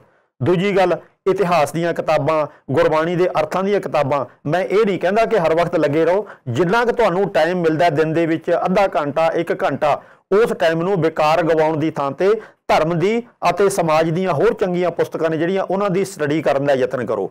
ਜਦੋਂ ਤੁਸੀਂ ਆਪ ਗਿਆਨਵਾਨ ਬਣ ਜਾਓਗੇ, ਤੁਹਾਨੂੰ ਖੁਦ ਪਤਾ ਲੱਗ ਜਾਵੇਗਾ ਕਿ ਹੁਣ ਮੈਂ ਕਿਹੋ ਜਿਹਾ ਯੋਗਦਾਨ ਇਸ ਸੁਧਾਰ ਦੇ ਵਿੱਚ ਪਾ ਸਕਦਾ, ਸ਼੍ਰੋਮਣੀ ਕਮੇਟੀ ਨੂੰ ਮੈਂ ਕੀ ਸੁਝਾਅ ਦੇ ਸਕਦਾ। ਤੁਹਾਡੇ ਸਾਹਮਣੇ ਮੇਰੇ ਭੈਣ ਭਰਾ ਹਜ਼ਾਰਾਂ ਦੀ ਗਿਣਤੀ 'ਚ ਗੁਰਦੁਆਰਿਆਂ ਸਟੇਜ ਦੇ ਸਾਹਮਣੇ ਬੈਠੇ ਨੇ, ਪ੍ਰਚਾਰਕ ਗੁਰਮਤ ਤੋਂ ਬਿਲਕੁਲ ਉਲਟ ਗੱਲਾਂ ਸੁਣਾ ਰਹੇ ਆ। ਕਿਸੇ ਦੀ ਇੰਨੀ ਵੀ ਹਿੰਮਤ ਨਹੀਂ ਪੈਂਦੀ ਉਹਨੂੰ ਜਾ ਕੇ ਸਵਾਲ ਕਰ ਲਵੇ ਕਿ ਭਾਈ ਤੂੰ ਜਿਹੜਾ ਸੁਣਾਇਆ ਗੁਰਬਾਣੀ ਤਾਂ ਆਹ ਕਹਿੰਦੀ ਹੈ, ਤੂੰ ਇਦਾਂ ਉਲੰਘਣਾ ਕਰਕੇ ਉਲਟ ਸੁਣਾ ਰਿਹਾ। ਕੋਈ ਇੰਨਾ ਵੀ ਸਵਾਲ ਕਰਨ ਦੀ ਹਿੰਮਤ ਨਹੀਂ ਕਰਦਾ। ਵਾਗਰੂ ਕਰਦੇ ਚੁੱਪ ਕਰਕੇ ਘਰਾਂ ਨੂੰ ਆ ਜਾਂਦੇ ਆ।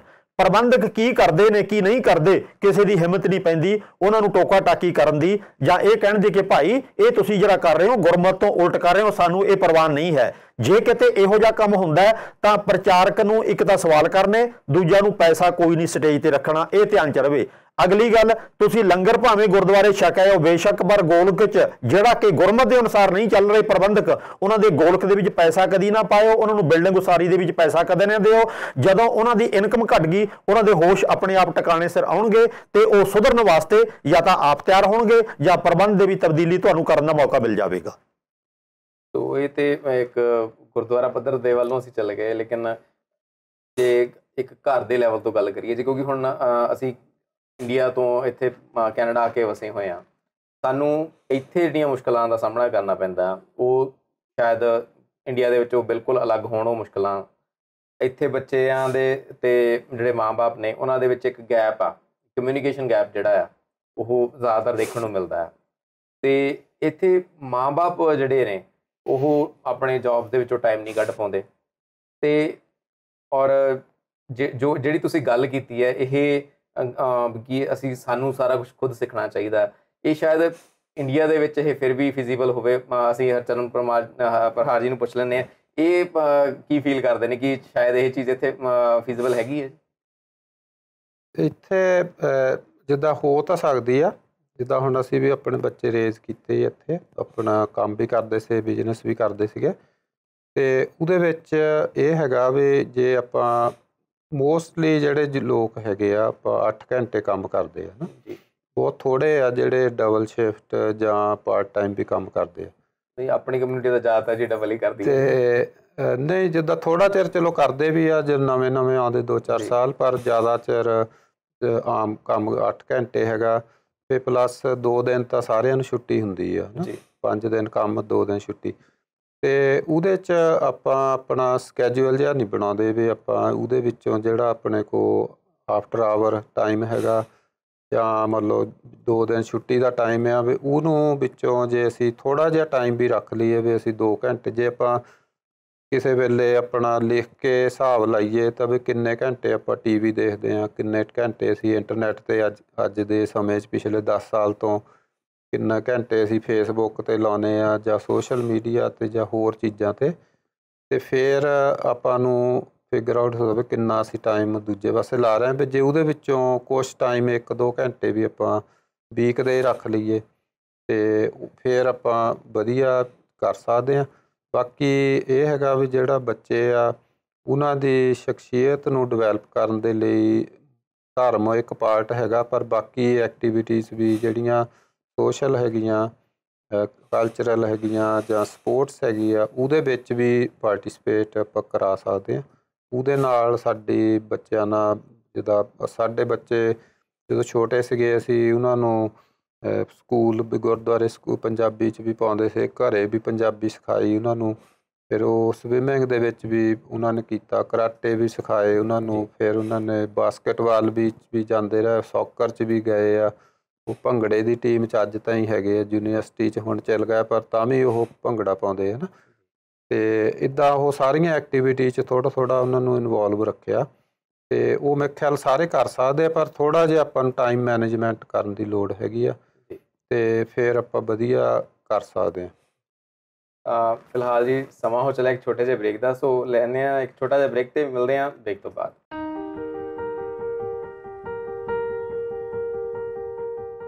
ਬੈਸਟ ਬਾਏ ਫਰਨੀਚਰ ਤੇ ਅਸੀਂ ਕੁਝ ਅਨੋਖਾ ਸੋਚਦੇ ਹਾਂ ਤੇ ਵੱਖਰਾ ਬਣਾਉਂਦੇ ਹਾਂ। ਤੁਹਾਡੇ ਸੁਪਨਿਆਂ ਦੇ ਮਹਿਲ ਲਈ ਫਰਨੀਚਰ ਦੀ ਇੱਕ ਅਜਿਹੀ ਕਲੈਕਸ਼ਨ ਜੋ ਤੁਹਾਨੂੰ ਕਿਤੇ ਹੋਰ ਨਹੀਂ ਮਿਲੇਗੀ। ਸ਼ਾਨਦਾਰ, ਮਜ਼ਬੂਤ ਤੇ ਆਰਾਮਦਾਇਕ ਫਰਨੀਚਰ, ਜ਼ਿੰਦਗੀ ਦੇ ਆਰਾਮਦਾਇਕ ਪਲਾਂ ਲਈ। Best Buy Furniture, the perfect homemaker.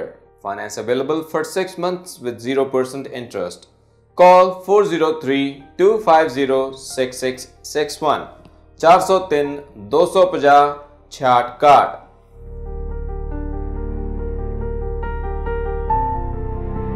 ਚੱਕ ਦੇ ਟੀਵੀ ਦੇਖ ਰਹੇ ਸਾਰੇ ਦਰਸ਼ਕਾਂ ਦਾ ਇੱਕ ਵਾਰੀ ਫਿਰ ਸਵਾਗਤ ਹੈ ਜੀ ਸਾਡੇ ਸ਼ੋਅ 1 ਆਵਰ ਦੇ ਵਿੱਚ, ਜਿਹਦੇ ਵਿੱਚ ਅਸੀਂ ਅੱਜ ਗੱਲਬਾਤ ਕਰ ਰਹੇ ਹਾਂ ਕੈਲਗਰੀ ਦੀ ਇੱਕ ਮਹਾਨ ਹਸਤੀ ਹਰਚਰਨ ਸਿੰਘ ਜੀ ਦੇ ਨਾਲ, ਔਰ ਉਹਨਾਂ ਦੇ ਨਾਲ ਨਾਲ ਪ੍ਰੋਫੈਸਰ ਇੰਦਰ ਸਿੰਘ ਜੀ ਦੇ ਨਾਲ। ਅਤੇ ਸਾਡਾ ਗੱਲਬਾਤ ਦਾ ਮੁੱਦਾ ਜਿਹੜਾ ਆ ਉਹ ਪੰਜਾਬ ਦੇ ਵਿੱਚ ਔਰ ਖਾਸ ਕਰਕੇ ਬਾਹਰਲੇ ਦੇਸ਼ਾਂ ਦੇ ਵਿੱਚ ਜਿਹੜੇ ਹਾਲਾਤ ਨੇ ਅੱਜ ਕੱਲ੍ਹ, ਚਾਹੇ ਉਹ ਨੌਜਵਾਨ ਬੱਚੇ ਬੱਚੀਆਂ ਹੋਣ ਉਹਨਾਂ ਨੂੰ ਲੈ ਕੇ ਹੋਵੇ, ਜਾਂ ਹੋਰ ਇਸ ਤੋਂ ਇਲਾਵਾ ਬਹੁਤ ਸਾਰੇ ਜਿਹੜੇ ਸਵਾਲਾਤ ਸਾਰਿਆਂ ਦੇ ਦਿਮਾਗ ਦੇ ਵਿੱਚ ਘੁੰਮਦੇ ਨੇ ਕਿ ਕੀ ਕੀਤਾ ਜਾ ਸਕਦਾ ਆ। ਸੋ ਇੱਕ ਆਮ ਇਨਸਾਨ ਨੂੰ ਜਿਹੜਾ ਕਿੱਦਾਂ ਦੇ ਕਦਮ ਜਿਹੜੇ ਉਠਾਏ ਜਾਣੇ ਚਾਹੀਦੇ ਆ, ਉਹਨਾਂ ਬਾਰੇ ਪ੍ਰੋਫੈਸਰ ਸਾਹਿਬ ਨੇ ਸਾਨੂੰ ਜਾਣਕਾਰੀ ਦਿੱਤੀ ਹੈ। ਕੁਝ ਹੋਰ ਜਿਹੜੇ ਸਵਾਲਾਤ ਹਰੇਕ ਦੇ ਦਿਮਾਗ ਦੇ ਵਿੱਚ ਅੱਜ ਕੱਲ੍ਹ ਆਉਂਦੇ ਨੇ ਕਿ ਜਿਹੜੇ ਨੌਜਵਾਨ ਅੱਜ ਕੱਲ੍ਹ ਦੇ ਨੇ ਉਹ ਮਤਲਬ ਆਪਣੇ ਆਪ ਨੂੰ ਕਹਾਉਂਦੇ ਜ਼ਰੂਰ ਸਿੱਖ ਆ, ਪਰ ਉਹਨਾਂ ਨੂੰ ਸਿੱਖੀ ਨਾਲ ਕੋਈ ਲਗਾਵ ਨਹੀਂ ਹੁੰਦਾ। ਅਤੇ ਇਹਦੇ ਪਿੱਛੇ ਜ਼ਿਆਦਾਤਰ ਇਹ ਕਹਿੰਦੇ ਕਿ ਜਿਸ ਤਰ੍ਹਾਂ ਅਸੀਂ ਵੀ ਕਹਿ ਦਿੰਦੇ ਕਿ ਜੀ ਸਾਡੇ ਪ੍ਰਚਾਰਕ ਜਿਹੜੇ ਆ ਉਹ ਚੰਗਾ ਕੰਮ ਨਹੀਂ ਕਰ ਰਹੇ, ਔਰ ਜਿੱਦਾਂ ਤੁਸੀਂ ਦੱਸਿਆ ਕਿ ਸਾਨੂੰ ਇੱਥੇ ਇੱਕ ਪ੍ਰਚਾਰਕ ਸੰਸਥਾ ਦੀ ਲੋੜ ਹੈ, ਔਰ ਬਹੁਤ ਸਾਰੀਆਂ ਸੰਸਥਾਵਾਂ ਕੰਮ ਕਰ ਰਹੀਆਂ ਨੇ, ਪਰ ਇਸ ਦੇ ਬਾਵਜੂਦ ਵੀ ਸਾਨੂੰ ਪ੍ਰਚਾਰਕਾਂ ਦੀ ਇੰਨੀ ਕਮੀ ਕਿਉਂ ਆ? ਇੱਥੇ ਜੀ ਮੈਂ ਪਰਿਵਾਰਾਂ ਨੂੰ ਸਿੱਧਾ ਦੋਸ਼ ਨਹੀਂ ਦਿੰਦਾ। ਜਿਹੜੀ ਬੇਨਤੀ ਮੈਂ ਪਹਿਲਾਂ ਵੀ ਕੀਤੀ ਸੀ ਉਹ ਤਾਂ ਹੈ ਗੁਰਦੁਆਰਾ ਪ੍ਰਬੰਧਕ ਕਮੇਟੀਆਂ ਦਾ ਫਰਜ਼ ਬਣਦਾ ਹੈ ਕਿ ਉਹ ਚੰਗੇ ਪ੍ਰਚਾਰਕ ਸੱਦਣ ਅਤੇ ਚੰਗੇ ਪ੍ਰਚਾਰਕ ਤਿਆਰ ਕਰਨ ਦੇ ਵਿੱਚ ਆਪਣਾ ਯੋਗਦਾਨ ਪਾਉਣ। ਅਤੇ ਇੱਥੋਂ ਤੱਕ ਜੇ ਕੋਈ ਚੰਗੀ ਉੱਚੇ ਲੈਵਲ ਦੀ ਵਿੱਦਿਆ ਪਹਿਲਾਂ ਕਿਸੇ ਨੇ ਹਾਸਲ ਕੀਤੀ ਹੋਈ ਹੈ ਪਰ ਉਹ ਧਰਮ ਪ੍ਰਚਾਰਕ ਬਣਨਾ ਨਹੀਂ ਚਾਹੁੰਦਾ ਅਤੇ ਉਹ ਮਹਿਸੂਸ ਕਰਦਾ ਕਿ ਮੈਨੂੰ ਗੁਰਦੁਆਰਾ ਕਮੇਟੀਆਂ ਦੇ ਅਧੀਨ ਰਹਿਣਾ ਪਵੇਗਾ ਜਾਂ ਤਨਖਾਹ ਘੱਟ ਮਿਲੇਗੀ, ਤਾਂ ਉਸ ਇਹੋ ਜਿਹੇ ਨੌਜਵਾਨ ਲੜਕੇ ਲੜਕੀ ਨੂੰ ਉਤਸ਼ਾਹਿਤ ਕਰਕੇ ਗੁਰਦੁਆਰਾ ਕਮੇਟੀਆਂ ਧਰਮ ਵਿੱਦਿਆ ਲੈਣ ਵਾਸਤੇ ਉਹਨੂੰ ਜਿਹੜਾ ਯੋਗਦਾਨ ਪਾਉਣ।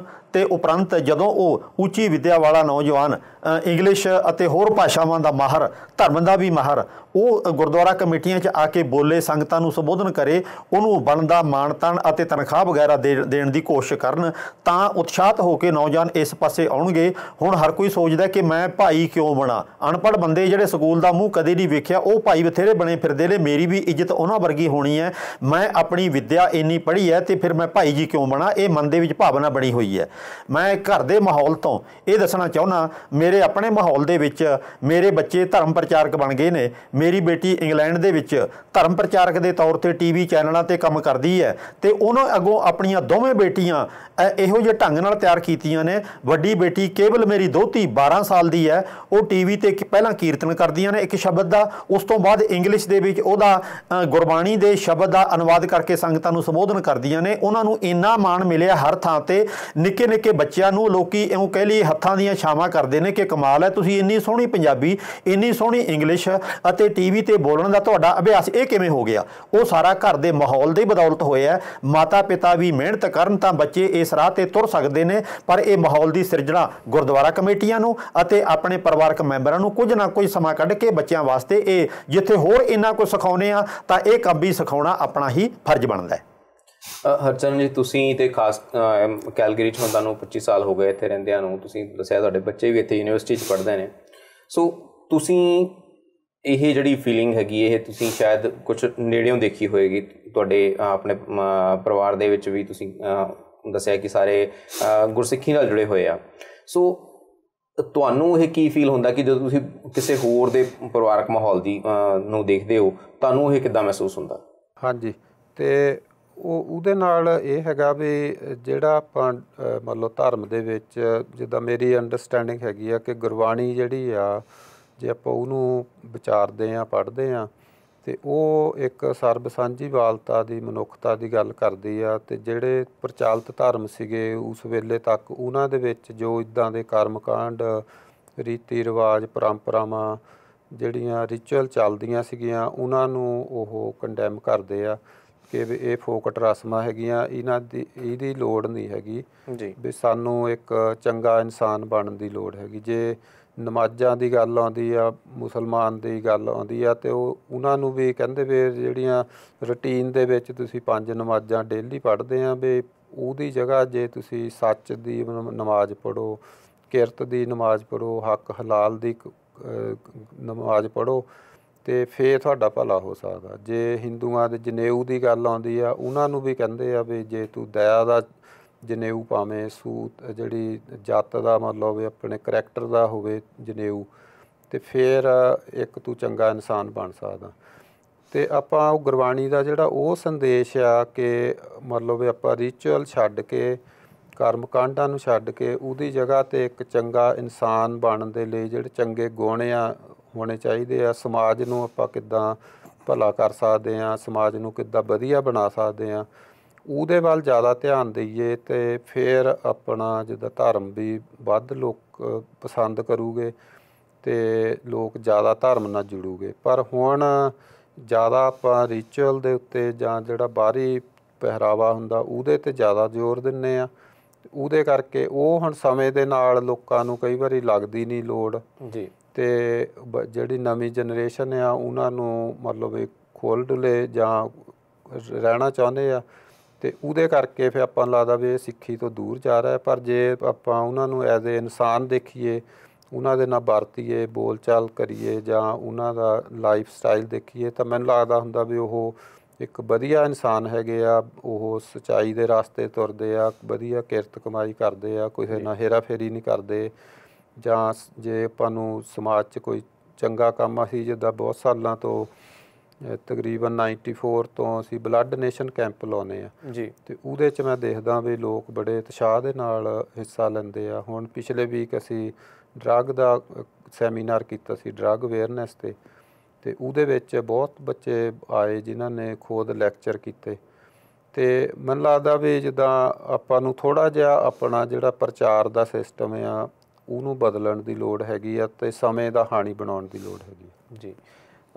ਪ੍ਰੋਫੈਸਰ ਸਾਹਿਬ ਨੇ ਜਿੱਦਾਂ ਦੱਸਿਆ ਸਾਨੂੰ ਕਿ ਜਿਹੜੇ ਇਹ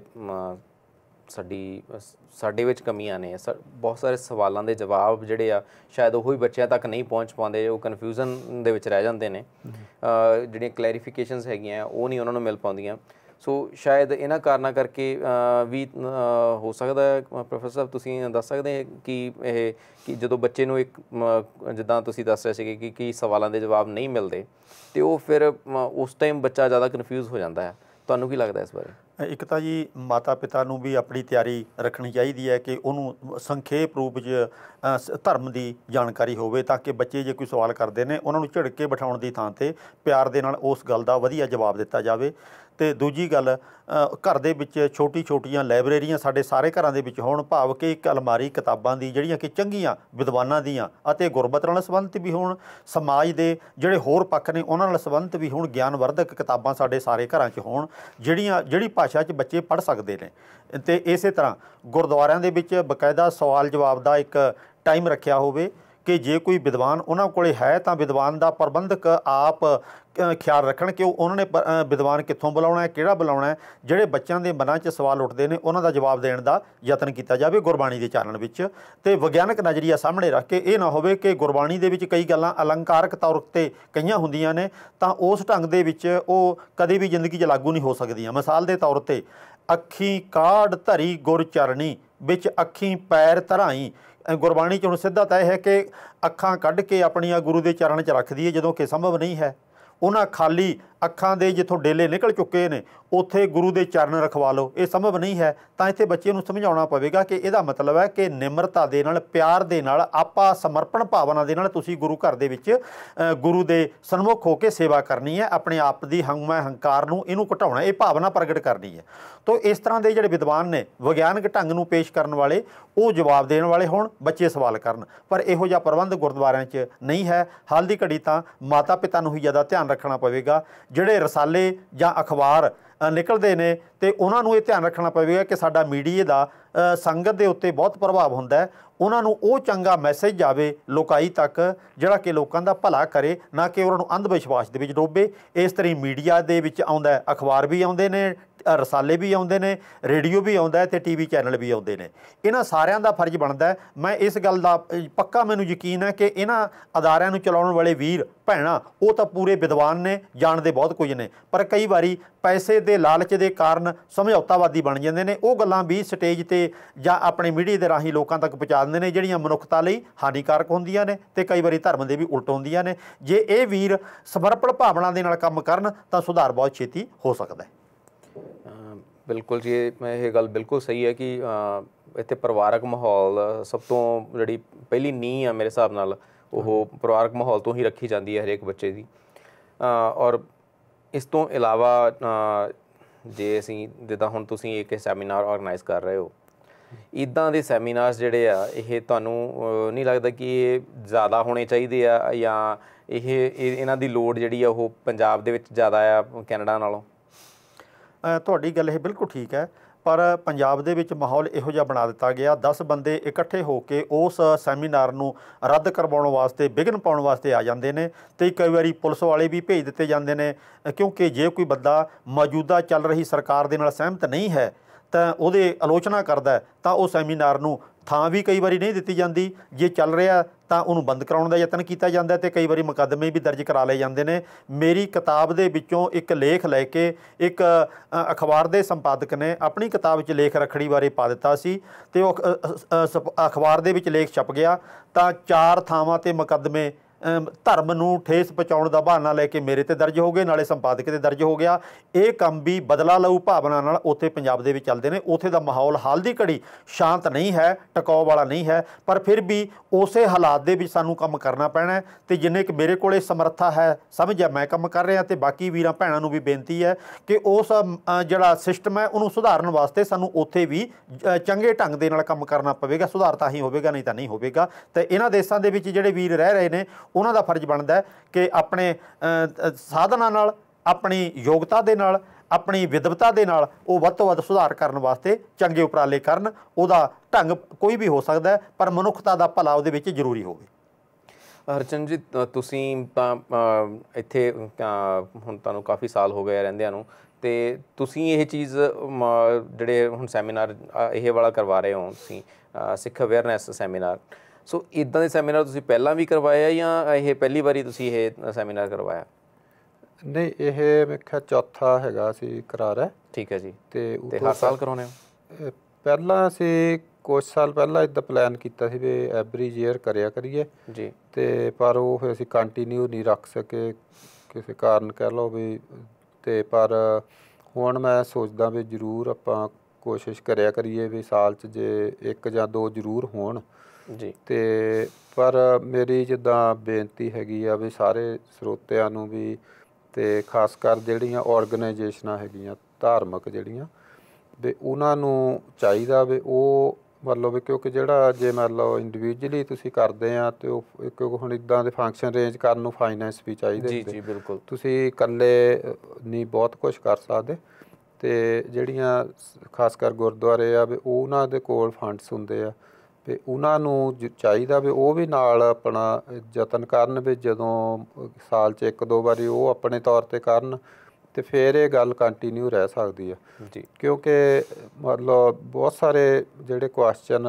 ਲੋਕਾਂ ਦੇ ਮਨਾਂ 'ਚ ਉੱਠਦੇ ਆ ਤੇ ਉਹਨਾਂ ਦਾ ਜਵਾਬ ਨਹੀਂ ਕਿਤੇ ਮਿਲਦਾ ਜਿੱਦਾਂ ਆਪਣਾ ਜਿਹੜਾ ਟਰਡੀਸ਼ਨਲ ਗੁਰਦੁਆਰਾ ਸਿਸਟਮ ਹੈਗਾ ਉਹਦੇ ਵਿੱਚ ਆਪਾਂ ਦੇਖਦੇ ਹਾਂ ਵੀ ਕੋਈ ਕੁਐਸਚਨ ਆਨਸਰ ਦਾ ਨਹੀਂ ਸਿਸਟਮ ਹੈਗਾ ਕੋਈ ਕਿਸੇ ਨੂੰ ਪੁੱਛਣ ਦਾ ਨਹੀਂ ਆਮ ਤੌਰ 'ਤੇ ਧਰਮ ਦੇ ਵਿੱਚ ਹੀ ਇਹ ਸਾਰੇ ਧਰਮਾਂ 'ਚ ਪ੍ਰਚਲਿਤ ਹੈਗਾ ਵੀ ਆਪਾਂ ਵੀ ਜੋ ਕੁਝ ਦੱਸਿਆ ਜਾਂਦਾ ਵੀ ਆਪਾਂ ਉਹਨੂੰ ਸ਼ਰਧਾ ਦੇ ਨਾਲ ਮੰਨੀਏ ਜੀ ਵੀ ਉਹਦੇ 'ਤੇ ਕਿੰਤੂ ਪਰੰਤੂ ਨਾ ਕਰੀਏ ਉਹਨੂੰ ਕੁਐਸਚਨ ਨਾ ਕਰੀਏ ਤੇ ਉਹਦੇ ਨਾਲ ਵੀ ਧਰਮ ਤੋਂ ਲੋਕਾਂ ਦੀ ਦੂਰੀ ਵੱਧਦੀ ਹੈ ਕਿਉਂਕਿ ਜਦੋਂ ਦੇਖਦੇ ਆ ਕੋਈ ਵੀ ਚੀਜ਼ ਜਾਂ ਉਹਨਾਂ ਦੇ ਅਕੋਰਡਿੰਗਲੀ ਗਲਤ ਲੱਗਦੀ ਆ ਜਾਂ ਉਹ ਦਲੀਲ ਦੇ ਅਨੁਸਾਰ ਨਹੀਂ ਹੁੰਦੀ ਜਾਂ ਸਾਇੰਟੀਫਿਕ ਢੰਗ ਦੇ ਨਾਲ ਜਿੱਦਾਂ ਅੱਜ ਤੋਂ 50 ਸਾਲ 100 ਸਾਲ ਪਹਿਲਾਂ ਬਹੁਤ ਸਾਰੇ ਵਿਸ਼ਵਾਸ ਇੱਦਾਂ ਦੇ ਸੀਗੇ ਕਿਉਂਕਿ ਉਸ ਵੇਲੇ ਤੱਕ ਸਾਇੰਸ ਨੇ ਬਹੁਤ ਸਾਰੀਆਂ ਚੀਜ਼ਾਂ ਅਜੇ ਨਹੀਂ ਮੰਨ ਲਓ ਸਟੈਬਲਿਸ਼ ਕੀਤੀਆਂ ਸੀਗੀਆਂ ਹੁਣ ਅੱਜ ਉਹ ਸਟੈਬਲਿਸ਼ ਹੋਣ ਦੇ ਨਾਲ ਬਹੁਤ ਸਾਰੀਆਂ ਗੱਲਾਂ ਸਾਡੀਆਂ ਧਰਮਾਂ ਦੇ ਵਿੱਚ ਗਲਤ ਸਾਬਤ ਹੋ ਰਹੀਆਂ ਤੇ ਉਹਦੇ ਬਾਰੇ ਲੋਕਾਂ ਦੇ ਕੁਐਸਚਨ ਉੱਠਦੇ ਆ ਤੇ ਧਰਮ 'ਚ ਕੋਈ ਇੱਦਾਂ ਦਾ ਸਿਸਟਮ ਹੈ ਨਹੀਂ ਖਾਸ ਕਰ ਆਪਣੇ ਵੀ ਜਿੱਥੇ ਸਵਾਲ ਜਵਾਬ ਹੋਣ ਉਹਨਾਂ ਦੀ ਤਸੱਲੀ ਕਰਾਈ ਜਾਵੇ ਜੇ ਜਿੱਦਾਂ ਕੋਈ ਪਰੰਪਰਾ ਜਾਂ ਕੋਈ ਗੱਲ ਟਰਡੀਸ਼ਨ ਗਲਤ ਵੀ ਆਪਾਂ ਮੰਨ ਲਓ ਅਗਿਆਨਤਾ 'ਚ ਸ਼ੁਰੂ ਹੋ ਗਈ ਜਾਂ ਉਸ ਵੇਲੇ ਅਜੇ ਇੰਨੀ ਸਮਝ ਨਹੀਂ ਡਿਵੈਲਪ ਹੋਈ ਸੀ ਆਪਾਂ ਚੱਲ ਪਈ ਤੇ ਜੇ ਅੱਜ ਉਹ ਠੀਕ ਨਹੀਂ ਆਪਾਂ ਨੂੰ ਪਤਾ ਵੀ ਗਲਤ ਆ ਤੇ ਉਹ ਮੇਰੇ ਖਿਆਲ ਬਦਲਣ ਦੇ ਵਿੱਚ ਸਾਨੂੰ ਕੋਈ ਸੰਕੋਚ ਨਹੀਂ ਕਰਨਾ ਚਾਹੀਦਾ ਇਹ ਨਹੀਂ ਜਿੱਦਾਂ ਹੁਣ ਮੈਂ ਬਹੁਤ ਸਾਰੇ ਆਪਣੇ ਦੇਖਦਾ ਉਹ ਕਹਿੰਦੇ ਜੀ ਦੇਖੋ ਜੇ 200 ਸਾਲ ਪਹਿਲਾਂ ਸਿੱਖ ਜਿਹੜੇ ਆਹ ਕਰਦੇ ਸੀਗੇ ਜਾਂ ਸਿੰਘ ਇੱਦਾਂ ਕਰਦੇ ਸੀ ਵੀ ਉਹ ਬੇਵਕੂਫ ਸੀਗੇ ਵੀ ਉਹਨਾਂ ਨੂੰ ਇੱਦਾਂ ਲੱਗਦਾ ਵੀ ਜੇ ਅਸੀਂ ਅੱਜ ਗਲਤ ਚੀਜ਼ ਨੂੰ ਠੀਕ ਕਰ ਦਈਏ ਤਾਂ ਵੀ ਸਾਡੇ ਜਿਹੜੇ ਪੁਰਾਣੇ ਸਿੱਖ ਆ ਵੀ ਉਹ ਗਲਤ ਸਾਬਤ ਹੋ ਜੂਗੇ ਪਰ ਮੈਂ ਕਹਿੰਦਾ ਵੀ ਇੱਦਾਂ ਨਹੀਂ ਹੁੰਦਾ ਵੀ ਉਹਨਾਂ ਨੇ ਆਪਣੇ ਸਮਝ ਦੇ ਅਨੁਸਾਰ ਗੱਲ ਕਰਦੇ ਸੀਗੇ ਤੇ ਉਸ ਵੇਲੇ ਹੋ ਸਕਦਾ ਇਹ ਗੱਲ ਉਸ ਵੇਲੇ ਠੀਕ ਹੋਵੇ ਜਿੱਦਾਂ ਆਪਾਂ ਚੇਅਰਾਂ ਕੁਰਸੀਆਂ ਦੀ ਗੱਲ ਕੀਤੀ ਆ ਵੀ ਉਸ ਵੇਲੇ ਦੇ ਹਿਸਾਬ ਨਾਲ ਠੀਕ ਸੀਗੀ ਪਰ ਅੱਜ ਜੇ ਉਹ ਨਹੀਂ ਸਮੇਂ ਦੇ ਅਨੁਕੂਲ ਹੈਗੀ ਤਾਂ ਜੇ ਆਪਾਂ ਉਹਨੂੰ ਬਦਲ ਵੀ ਲੈਂਦੇ ਹਾਂ ਤੇ ਉਹਦੇ 'ਚ ਸਾਨੂੰ ਕੋਈ ਇਹ ਨਹੀਂ ਵੀ ਅਸੀਂ ਪੁਰਾਣੇ ਬੰਦਿਆਂ ਨੂੰ ਨੀਵਾਂ ਦਿਖਾਲਣਾ ਜੀ ਪਰ ਆਪਾਂ ਅੱਗੇ ਤਦੇ ਵੱਧ ਸਕਦੇ ਹਾਂ ਵੀ ਜੇ ਆਪਾਂ ਅੱਗੇ ਸਮੇਂ ਦੇ ਅਨੁਸਾਰ ਚੱਲਾਂਗੇ ਪਰ ਜੇ ਅਸੀਂ ਚੱਲਦੇ ਨਹੀਂ ਤੇ ਅਸੀਂ ਚਾਹੁੰਦੇ ਹਾਂ ਵੀ ਜੋ ਕੁਛ ਚੱਲਦਾ ਉਹਨੂੰ ਇੱਦਾਂ ਹੀ ਰੱਖੀਏ ਭਾਵੇਂ ਗਲਤ ਆ ਉਹਨੂੰ ਗਲਤ ਜਿੱਦਾਂ ਇੱਕ ਮੈਂ ਵਿਦਵਾਨ ਦਾ ਪੜ੍ਹਦਾ ਸੀ ਉਹ ਕਹਿੰਦੇ ਵੀ ਕੋਈ ਬੰਦੇ ਸੀਗੇ ਤਾਂ ਉਹਨੇ ਕੋਈ ਸਮੁੰਦਰ ਜਾਂ ਨਦੀ ਪਾਰ ਕਰਨੀ ਸੀਗੀ ਤਾਂ ਹਨੇਰਾ ਸੀਗਾ ਤੇ ਉਹਨੇ ਬੇੜੀ ਦਿਸ ਪਈ ਉਹਨਾਂ ਨੂੰ ਤੇ ਬੇੜੀ ਦੇ ਵਿੱਚ ਬਹਿ ਗਏ ਤੇ ਚੱਪੂ ਮਾਰਨ ਲੱਗ ਪਏ ਤੇ ਉਹ ਚੱਪੂ ਮਾਰੀ ਗਿਆ ਸਵੇਰਾ ਹੋ ਗਿਆ ਤੇ ਉਹਨੇ ਸੋਚਿਆ ਹੁਣ ਨੇੜੇ ਪਹੁੰਚ ਗਏ ਹੋਣੇ ਆ ਜਦੋਂ ਦੇਖਿਆ ਤੇ ਵੀ ਖੜੇ ਸੀ ਉੱਥੇ ਹੀ ਜਿੱਥੋਂ ਚੜ੍ਹੇ ਸੀਗੇ ਫਿਰ ਉਹਨੇ ਆਲੇ ਦੁਆਲੇ ਦੇਖਿਆ ਵੀ ਉਹ ਬੇੜੀ ਵਾਲੇ ਨੇ ਪਿੱਛੇ ਰੱਸਾ ਬੰਨ੍ਹਿਆ ਸੀਗਾ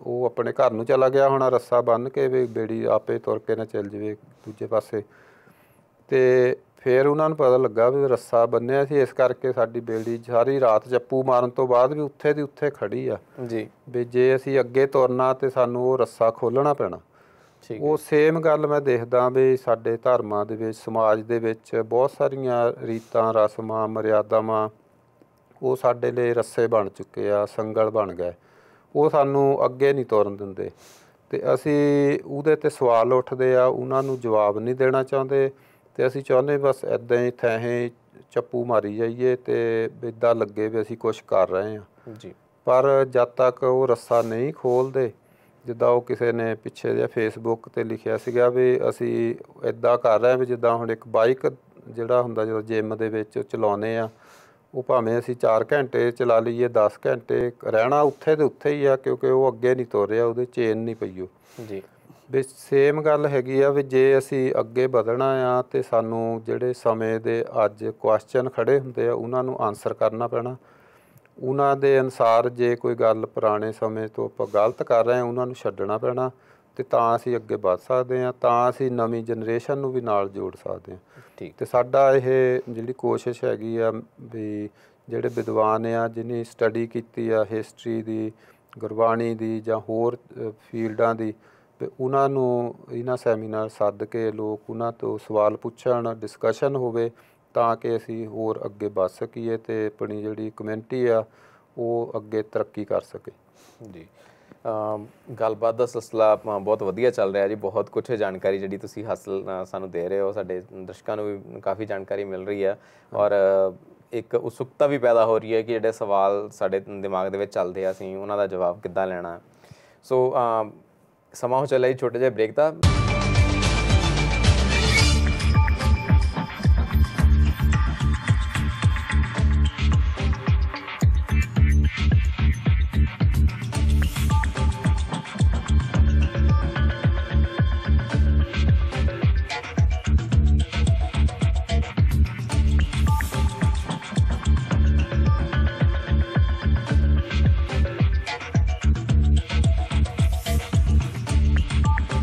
ਚੱਕਦੇ ਟੀਵੀ ਦੇਖ ਰਹੇ ਸਾਰੇ ਦਰਸ਼ਕਾਂ ਦਾ ਇੱਕ ਵਾਰੀ ਫਿਰ ਸਵਾਗਤ ਹੈ ਜੀ ਸਾਡੇ ਸ਼ੋਅ 1 ਆਵਰ ਦੇ ਵਿੱਚ। ਸਾਡੇ ਨਾਲ ਮੌਜੂਦ ਨੇ ਜੀ ਹਰਚਰਨ ਪ੍ਰਹਾਰ ਜੀ ਅਤੇ ਉਹਨਾਂ ਦੇ ਨਾਲ ਪ੍ਰੋਫੈਸਰ ਇੰਦਰ ਸਿੰਘ ਘੱਗਾ ਜੀ, ਜਿਨ੍ਹਾਂ ਨਾਲ ਅਸੀਂ ਬਹੁਤ ਸਾਰੇ ਮੁੱਦਿਆਂ 'ਤੇ ਗੱਲਾਂ ਬਾਤਾਂ ਕਰ ਰਹੇ ਹਾਂ, ਜਿਹਦੇ ਵਿੱਚ ਸਿੱਖੀ ਪ੍ਰਚਾਰ ਦਾ ਮੁੱਦਾ ਅਹਿਮ ਹੈ।